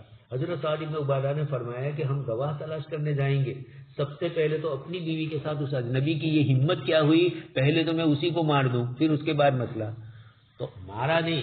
حضرت سعد بن عبادہ رضی اللہ تعالیٰ عنہ کی غیرت کا تقاضا تھا کہ میں اپنی بیوی کے ساتھ کسی کو دیکھوں تو میں گواہ تلاش کرنے جاؤں، یہ ایک دل کی طبیعت کی غیرت کی بات تھی، وہ انہوں نے کہی۔ لیکن اسلام افراد و تفریط سے پاک مذہب ہے، آپ کی غیرت ہے لیکن اصول اور ضابطوں کی روشنی میں ہی آپ کو رہنا ہے، موب لیچنگ جیسا نہیں ہے جس کے ہاتھ میں جو آیا وہ کرے۔ اسلام کے اندر ایک اسلامی حکومت ہوتی ہے اور اس کا ایک نظام ہوتا ہے، اس نظام کے ماتحت کسی کو سزا دی جاتی ہے، انسانوں کو اس کا اختیار نہیں ملتا ہے۔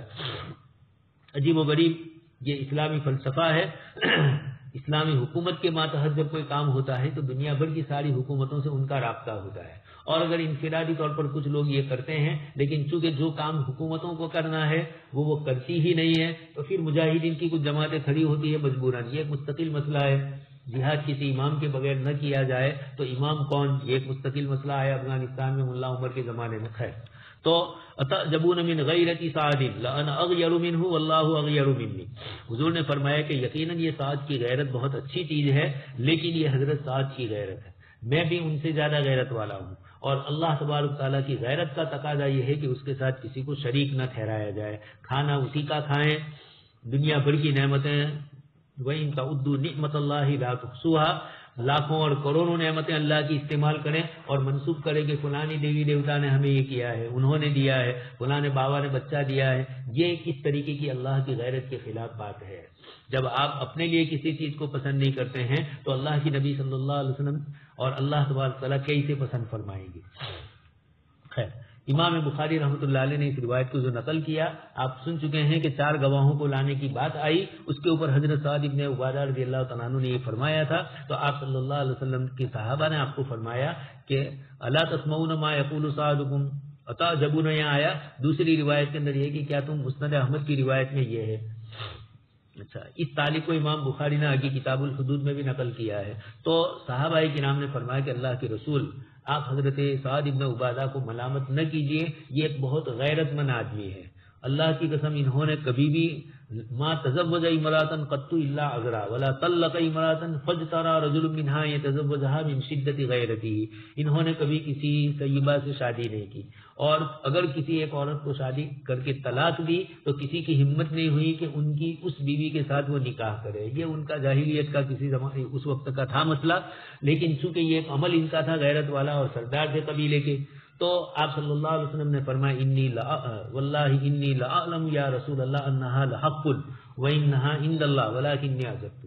جب حضور کے سامنے یہ بات آئی تو حضرت سعد ابن عبادہ کی تائید کرتے ہوئے ان کے قبیلے یا ان کے ساتھیوں نے کچھ کہا تو حضرت سعد ابن عبادہ کو یہ محسوس ہوا کہ یہ بظاہر میں آپ صلی اللہ علیہ وسلم کے حکم کی خلاف ورزی کر رہا ہوں، حالانکہ دل میں یہ بات نہیں ہے.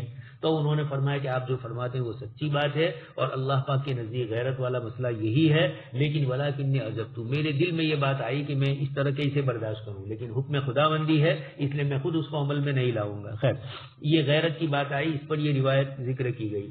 من اصل تو غیرت وہی مرد اور عورت کی ہے، کہ اسی لیے حدیث شریف میں دیوس کہا گیا کہ جو آدمی اپنی بیوی کو اجنبی کے پاس دیکھے اور اس کی طبیعت میں کوئی احساس نہ ہو بلکہ دعوت دے اور اجنبیوں کو اس کے پاس پہنچائے.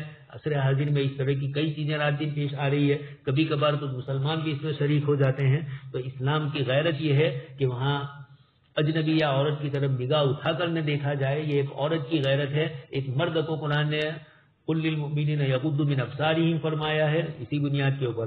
ما من احد اغیر من اللہ من اجل ذلک حرم الفواحش. اللہ پاک کے رسول صلی اللہ علیہ وسلم فرماتے ہیں اللہ پاک کی ذات عالی سے زیادہ غیرت مند کوئی نہیں ہے، اور اسی لیے بے حیائی اور بے شرمی کے کاموں کو اللہ پاک نے حرام فرمایا. اس لیے جب کوئی بندہ اس کا ارتکاب کرتا ہے تو اللہ تبارک تعالیٰ کو انتہائی ناراضگی پیدا ہوتی ہے. وما احد احب الیہ المدح من اللہ. غیرت کی تو یہ بات فرمائی، اور تعریف بھی اللہ پاک کو پسند اپنی ذات کے لیے ہے، لیکن یقینی بات ہے کہ ہمیں بھی تعریف پسند ہے، لیکن ہمیں تعریف جھوٹی بھی ہے. حضرت طالب صاحب رحمۃ اللہ علیہ فرماتے ہیں کہ ہماری عزت کیسی، لوگ ہماری تعریف کرے تو ہم عزت والے. ایک معمولی سا آدمی جو اس فن کا واقف نہیں ہے اور آپ کو کہے کہ مولانا ماشاء اللہ آپ کا بیان ایسا ہوا، آپ کی بات ایسی اونچی ہوئی، تو آپ اس کے اوپر فخر محسوس کرتے ہیں. وہ آپ کی تو ہوتی نہیں ہے، وہ کہیں نہ کہیں کتاب و سنت میں سے، یا کبھی اللہ پاک نے اس طریقے سے استنباط کی بھی صلاحیت دی ہے اور کتاب و سنت سے صحیح طریقے سے استنباط کر کے آپ کوئی چیز کہتے ہیں تو یہ اللہ پاک کا فضل، اللہ پاک کی توفیق ہے. ورنہ حضرت موسیٰ علیہ السلام کی بات آپ سن ہی چکے ہیں، اللہ کے نبی ہونے کے باوجود حضرت خضر کی شاگردگی اختیار کرنے کو خوشی محسوس کرتے ہیں. یہ اتفاقاً نبی کی زبان سے عالم نکل چکا تھا. اللہ پاک نے فرمایا کہ موسیٰ یہ کیسے نکلے ہمارے کلیم ہو کر، تو پھر حضرت موسیٰ علیہ السلام نے اس کا حق بھی ادا فرمایا اور خود کہا باری تعالیٰ سے کہ وہ کہاں ملیں گے، اور پھر اللہ پاک نے فرمایا کہ فلانی جگہ پر، تو پھر مچھلی لے کر گئے. خیر، تو اللہ پاک کی سے زیادہ اللہ پاک کو تو جو تعریف کی جاتی ہے اللہ پاک اس کے مستحق ہے. علم لذات الواجب الوجود المستجمی لجمیع صفات الکمال. آپ سن چکے ہیں شرح تہذیب میں لفظ اللہ کی تعریف میں، تو ساری تعریفیں اسی کی طرف ہے، اس لیے اس کی جو تعریف کی جاتی ہے اس کو پسند ہے. تو یہ بندے کا اعتراف ہے. ہماری تعریف کرنے سے اللہ پاک کی عزت نہیں بڑھے گی، وہ پہلے سے عزت والے ہیں. یہ کیسا خدا کہ ہماری تعریف سے اس کی عزت بڑھے. ہاں انسان ہے کہ لوگ اس کی تعریف کرے تو اندر اندر خوش ہوتا ہے، لوگ اس کی عظمت کرے تو وہ دل میں سمجھتا ہے اپنے آپ کو کہ میں کچھ بڑا ہوں. یہ ہماری سب عارضی اور اضافی ہماری عزتیں ہیں. حضرت قاری صاحب فرماتے ہیں کہ کسی موقع پر آپ کو کسی نے دیکھتے ہیں سیاست کے اندر، جب عروج پر ہوتے ہیں تو لوگ ان کے لیے فرش راہ آنکھیں بچھاتے ہیں، اور جب حضرت کرسی پر سے اتر جاتے ہیں، پارٹی بدل جاتی ہے یا خود پارٹی بدل دیتے ہیں یا کچھ ہوتا ہے زوال کی بات، تو کوئی باؤ بھی نہیں پوچھتا ہے. اس طریقے کی چیز ہوتی ہے. تو یہ کون سی عزتیں ہوئی جو ہماری عزت ہماری. حضرت قاری صاحب نے بہت شاندار جملہ لکھا ہے، عزت ہماری اور وہ اس میں ہم لوگوں کے تابع کہ کوئی اگر عزت کرے تو ہم باعزت رہے. تو حضرت فرماتے کہ وہ تو کسی دن آپ کو سونے کا ہار پہنائیں گے تو کبھی جوتوں کا ہار بھی پہنائیں گے. آگے اس کے بعد روایت میں آپ صلی اللہ علیہ وسلم ارشاد فرماتے ہیں، یا امت محمد، اے محمد صلی اللہ علیہ وسلم کی امت.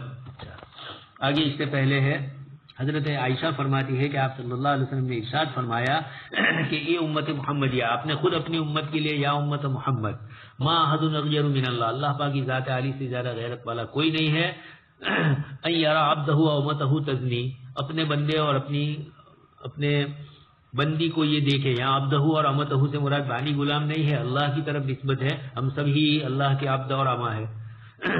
روایتوں میں بھی جو دعائیں ہیں اس میں آپ سن چکے ہیں کہ میں آپ کے بندے کا بندہ ہوں، آپ کے بندے کا بیٹا ہوں، آپ کی بندی کا بیٹا ہوں.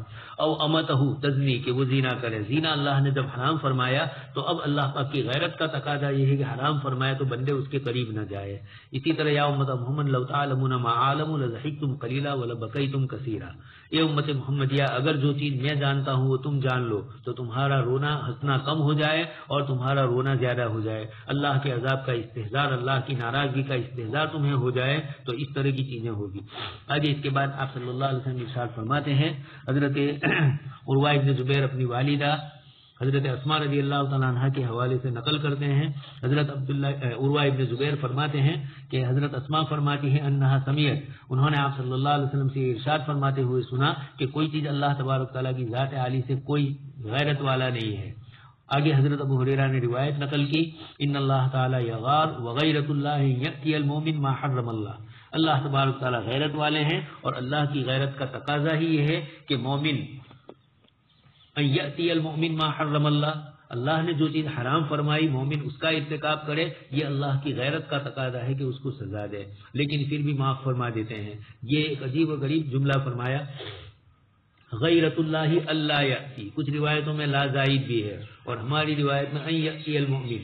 تو اللہ کی غیرت یہ ہے کہ مومن نہ کرے وہ کام جو اللہ تبارک تعالیٰ نے حرام فرمایا. مطلب دونوں کا ایک ہی نکلے گا کہ اللہ کی غیرت یہ ہے کہ مومن اس چیز کا، یعنی غیرت اللہ ان یأتی المؤمن، اللہ کی غیرت یہ ہے کہ مومن اس چیز کا ارتکاب کرے جو اللہ نے، یعنی یہ اللہ کی غیرت ہوگی. یعنی جب مومن ارتکاب کرے گا تو اللہ پاک اس کو ناپسند فرمائیں گے اور اس کی غیرت کا تقاضا ہوگا. یہ نتیجہ ہے.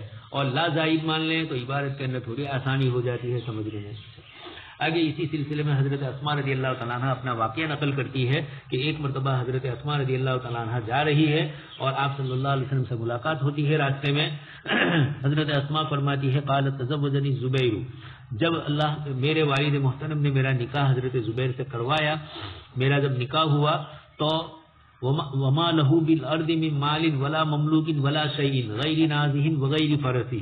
حضرت اسماء رضی اللہ تعالیٰ عنہ فرماتی ہے کہ جس وقت حضرت زبیر نے مجھ سے شادی کی تزوجنی، تو اس موقع کے اوپر میرے پاس نہ کوئی مال تھا، ما له فی الارض من مال، زمین پہ کوئی مال بھی نہیں تھا، ولا مملوکن، کوئی غلام بھی میرے پاس نہیں تھے، اور نہ کوئی جائیداد میرے پاس تھی، ولا شیء غیر نازہ، سوائے پانی لانے والا اونٹ اور ایک گھوڑا تھا. بس یہ دونوں چیزیں تھی، گھوڑا اور اونٹ تھا. فکنت آلف فرسہ، میں اپنے گھوڑے کو چرانے کا کام بھی میرے ذمہ تھا، اس کی خدمت بھی. اور اس کے بعد فرماتی استقل ماں، پانی بھی میں اس کے لیے لاتی تھی، اور پانی کا ڈول بھی اگر پھٹ گیا چمڑے کا ہوتا تھا تو اخرج غربہ، میں اس کو بھی سی لیتی تھی اپنے دول کو، واجن، اور گھر میں آٹا وغیرہ گننا یہ بھی میرا کام تھا، ولم اکن احسن اخبز، اور میں روٹی پکانا اچھی طرح نہیں جانتی تھی، اچھی طرح روٹی پکانا ابھی میں نہیں جانتی تھی۔ تو اللہ پاک انصار کی عورتوں پر رحم فرمائے، وہ فرماتی ہے وَكَانَ يَخْبِزُ جَارَاتٌ لِّي مِنَ الْأَنصَارِ وَكُنَّ نِسْوَةَ صِدْقٍ، یہ بڑی سچی پاک دامن شریف عورتیں بولی بالی ہوتی تھی انصار کی عورتیں۔ یخبز جارات لی من الانصار، یہ انصاری عورتیں مجھے روٹی بھی پکا دیتی تھی، آٹا تو میں گون لیتی تھی لیکن روٹی پکانا کام نہیں ہے سب کا۔ ہندوستان کا نقشہ بن جائے، مرد بنانے کے لیے بیٹھے تو دیکھ لیں، اور عورتیں فٹافٹ بنا لیتی ہیں۔ وَكُنْتُ أَنْقُلُ النَّوَى مِنْ أَرْضِ الزُّبَيْرِ الَّتِي أَقْطَعَهُ رَسُولُ اللَّهِ صلی اللہ علیہ وسلم علی رأسی۔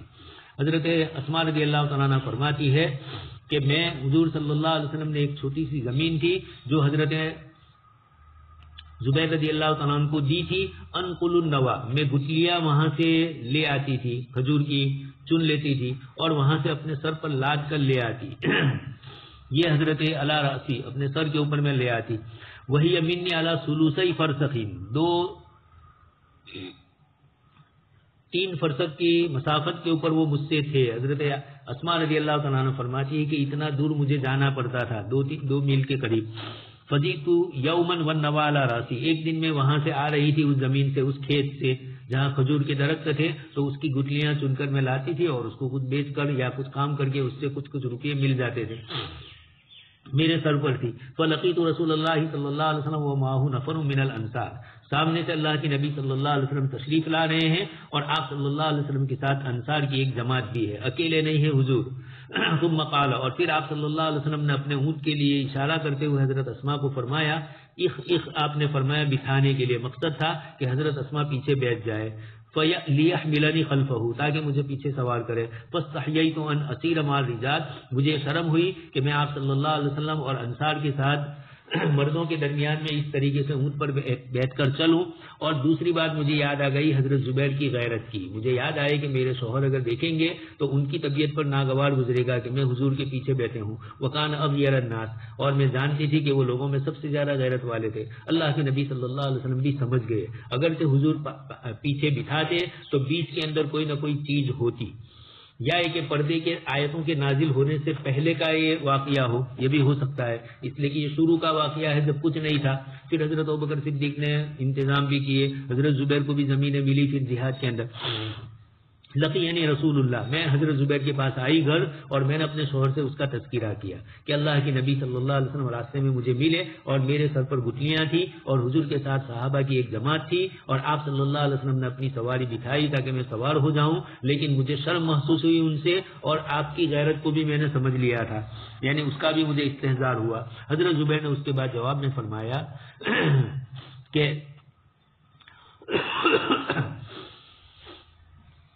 واللہ لحملکی النوا کان اشد علی من رکوبکی معہ، تمہارا سر کے اوپر یہ گٹلیاں اٹھا کر جانا اور آنا یہ میرے لیے زیادہ ناگوار ہے اس سے کہ تم اللہ کے نبی صلی اللہ علیہ وسلم کی سواری پر سوار ہو جاتی، اس لیے کہ تم اتنے دور سے سفر میں وہاں سے گٹلیاں چننا، جانا آنا، گھر کے کام کاج کرنا اور پھر اس کے بعد تم یہ کھیتی کے کام کر کے آ رہی ہو، یہ میرے اوپر دشوار گزرا کہ تمہیں میں کام زیادہ دے رہا ہوں۔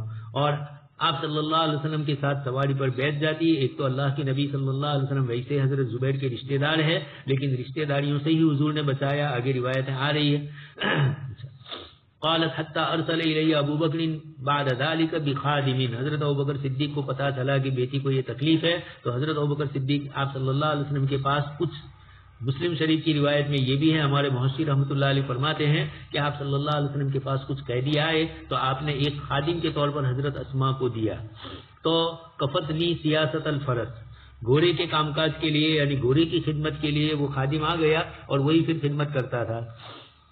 ہو سکتا ہے کہ آپ صلی اللہ علیہ وسلم نے حضرت ابوبکر صدیق کو دیا اور یہ فرمایا ہو کہ حضرت اسماء کے گھر اس کو پہنچا دو، دونوں میں سے جو بات، حضرت اسماء ویسے بھی آپ صلی اللہ علیہ وسلم کی سالی بھی تھی، لیکن یہ جو ہمارے یہاں رواجات ہے آگے آ رہا ہے، دیور سے تالیوں سے، ہنسی مذاق اور اس طرح کی چیزیں، اور پھر مسائل کھڑے ہوتے ہیں۔ شریعت کا پردہ اپنی ہی جگہ پر رہتا ہے۔ آپ کو کہہ چکا ہوں، بڑی عمر کا دوسا اور دوسی بزرگ تھے، اور دوسی نے کہا کہ حضرت اب تو میری اور آپ کی عمر اس طرح ہو گئی ہے، میں آپ سے یعنی وہی کہ آپ کی زیارت کرنا چاہتی ہوں۔ بزرگ نے فرمایا کہ یقیناً ہم دونوں بوڑھے ہو گئے، لیکن اللہ کا کلام بوڑھا نہیں ہے، وہ جوان ہی ہے۔ قل للمؤمنین یغضوا من ابصارہم، اپنی جگہ پر تر و تازہ ہے۔ فقان نما، آگے اس کے بعد حضرت اسماء فرماتی ہے یکفینی سیاست الفرس، گھوڑے کے کام کاج کے لیے، یہاں سیاست کا معنی گھوڑے کے کام کاج کی جو چیزیں تھی اس کے لیے وہ غلام میرے لیے کافی ہو گیا۔ فقان نما آتقنی، مجھے اتنی خوشی ہوئی کہ گویا میرے سر پر بوجھ تھا، میں کسی کی غلام ہو گئی تھی۔ اب اللہ کے رسول صلی اللہ علیہ وسلم اور حضرت ابوبکر صدیق نے یہ دیا تو یہ میرے لیے آسانی ہو گئی۔ آگے اس کے بعد والی روایت، حضرت انس فرماتے ہیں آپ صلی اللہ علیہ وسلم اپنے ازواج مطہرات میں سے کسی ایک زوجہ کے پاس تھی، دوسری زوجہ محترمہ نے ایک پیالہ بھیجا جس میں کھانا تھا، تو جن کے گھر حضور تھے ان اہلیہ محترمہ کی غیرت یہ آئی، ان کے دل میں آیا کہ اللہ کے نبی میرے کمرے میں ہے اور میں کھلا رہی ہوں اور یہ اپنے گھر سے بھیج رہی ہے، تو غصہ آیا۔ فسقطت الصحفۃ فانفلقت، انہوں نے فضربت التي النبی صلی اللہ علیہ وسلم فی بیتھا ید الخادم، جو خادم کھانا لے کر آیا اس کے ہاتھ کو انہوں نے مارا، اور جس سے وہ اندر کا کھانا گر گیا اور پلیٹ وغیرہ جو تھی وہ نیچے گری اور ٹوٹ گئی۔ فسقطت الصحفۃ، وہ پیالہ گر گیا، پلیٹ گر گئی۔ فانفلقت فجمع النبی صلی اللہ علیہ وسلم فی القذفۃ، اور وہ ٹکڑے ٹکڑے ہو گئے۔ اللہ کے نبی صلی اللہ علیہ وسلم پیالے کے ان ٹکڑوں کو جمع کر رہے ہیں، اور پھر آپ صلی اللہ علیہ وسلم نے ثم جعل یجمع فیہ الطعام الذی کان فی الصحفۃ، آپ صلی اللہ علیہ وسلم نے یہ کیا کہ جن زوجہ محترمہ کے یہاں تھے اور دوسری زوجہ محترمہ نے وہ بھیجا تھا، تو حضرت اب وہ کون ہے، عمومی طور پر مشہور ہے کہ حضرت عائشہ رضی اللہ تعالیٰ عنہ کے یہاں تھے اور حضرت زینب نے بھیجا، اور کچھ روایتوں میں دوسری ازواج مطہرات کا بھی نام ہے، حضرت صفیہ، حضرت ام سلمہ کا بھی تذکرہ ہے، اللہ عالم۔ خیر، تو آپ صلی اللہ علیہ وسلم نے جب آپ نے دیکھا کہ انہوں نے یہ کیا ہے، تو آپ صلی اللہ علیہ وسلم نے انہی کے گھر سے ایک پیالہ اٹھایا اور وہ پیالہ ان کو دے دیا۔ سالن وغیرہ جو کچھ ہوگا اس زمانے کا کھانا ہماری طرح نہیں ہوتا تھا، سیدھا سادہ خشک چیزیں ہوتی تھی، تو انہوں نے آپ صلی اللہ علیہ وسلم نے وہ پیالہ جس زوجہ نے توڑا تھا انہی کے حجرے میں سے اٹھایا اور اٹھا کر ان کو دے دیا، انصاف سے کام لیا، اور پھر آپ نے فرمایا غارت امکم، تمہاری ماں کو غیرت آئی کہ ان کے کمرے میں ہوتے ہوئے دوسری کوئی عورت کھانا بھیجے۔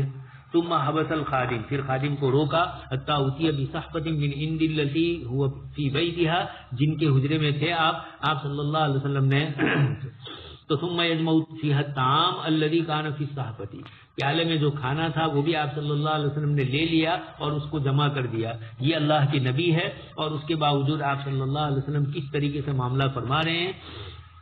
آپ صلی اللہ علیہ وسلم نے کھانے کو بھی جمع کیا اور کھانے کو بھی سمیٹا، برتن کے ٹکڑوں کو بھی الگ الگ کر کے جوڑنے کی کوشش کی، اور اس طریقے سے آپ صلی اللہ علیہ وسلم نے پہنچایا، اور یہ کہہ دیا کہ تمہاری والدہ کو، وہ جو خادم آیا تھا اس کو فرمایا، یا سب کو خطاب کر کے فرمایا کہ تمہاری ماں کو غیرت آئی، اور پھر اس کے بعد آپ نے وہ پیالہ دے دیا۔ فدفع الصحفۃ الصحیفۃ التي کسرت صحفتها، جن زوجہ محترمہ نے پیالہ توڑا تھا انہی کے کمرے میں سے صحیح پیالہ لے کر آپ نے دے دیا۔ وامسک المقصورۃ فی بیت التي کسرت، اور جن سے ٹوٹ گیا تھا ان کے یہاں وہ امانت رکھی کہ آپ سے ہی ٹوٹا ہے تو آپ کے پاس ہی رکھا جائے اس کو۔ خیر، یہ بھی انصاف سے کام لیا۔ یہاں بتلانا یہ ہے کہ غارت امکم، ویسے بھی سوکنوں کے درمیان ہلکی پھلکی کچھ چیزیں ازواج مطہرات کے درمیان بھی رہی، اور یہ بتلایا انسانوں کو کہ اس طرح کی چیزیں آپس میں غیرت، یہ بھی غیرت ہے۔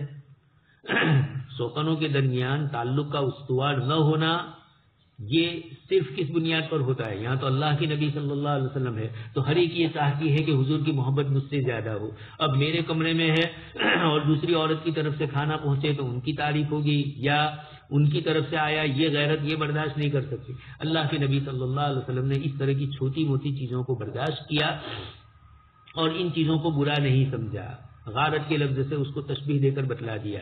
یہ سماجی زندگی کے مسائل ہوتے ہیں، ان کے اندر اس طرح کی چیزیں ہوتی ہے تو بہت پھر مسئلے کھڑے ہوتے ہیں۔ خیر، اس کے بعد والی روایت جابر بن عبداللہ رضی اللہ تعالیٰ عنہ فرماتے ہیں آپ صلی اللہ علیہ وسلم سے دخلت الجنت او اتیت الجنہ، آپ صلی اللہ علیہ وسلم فرماتے کہ میں جنت میں داخل ہوا.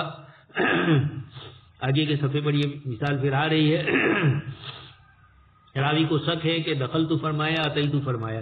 فانصرفت قصرا فابصرت قصرا، میں نے ایک محل دیکھا، میں نے پوچھا کس کے لیے ہے. وہاں جو لوگ تھے انہوں نے کہا کہ حضرت عمر بن خطاب کا محل ہے جنت میں.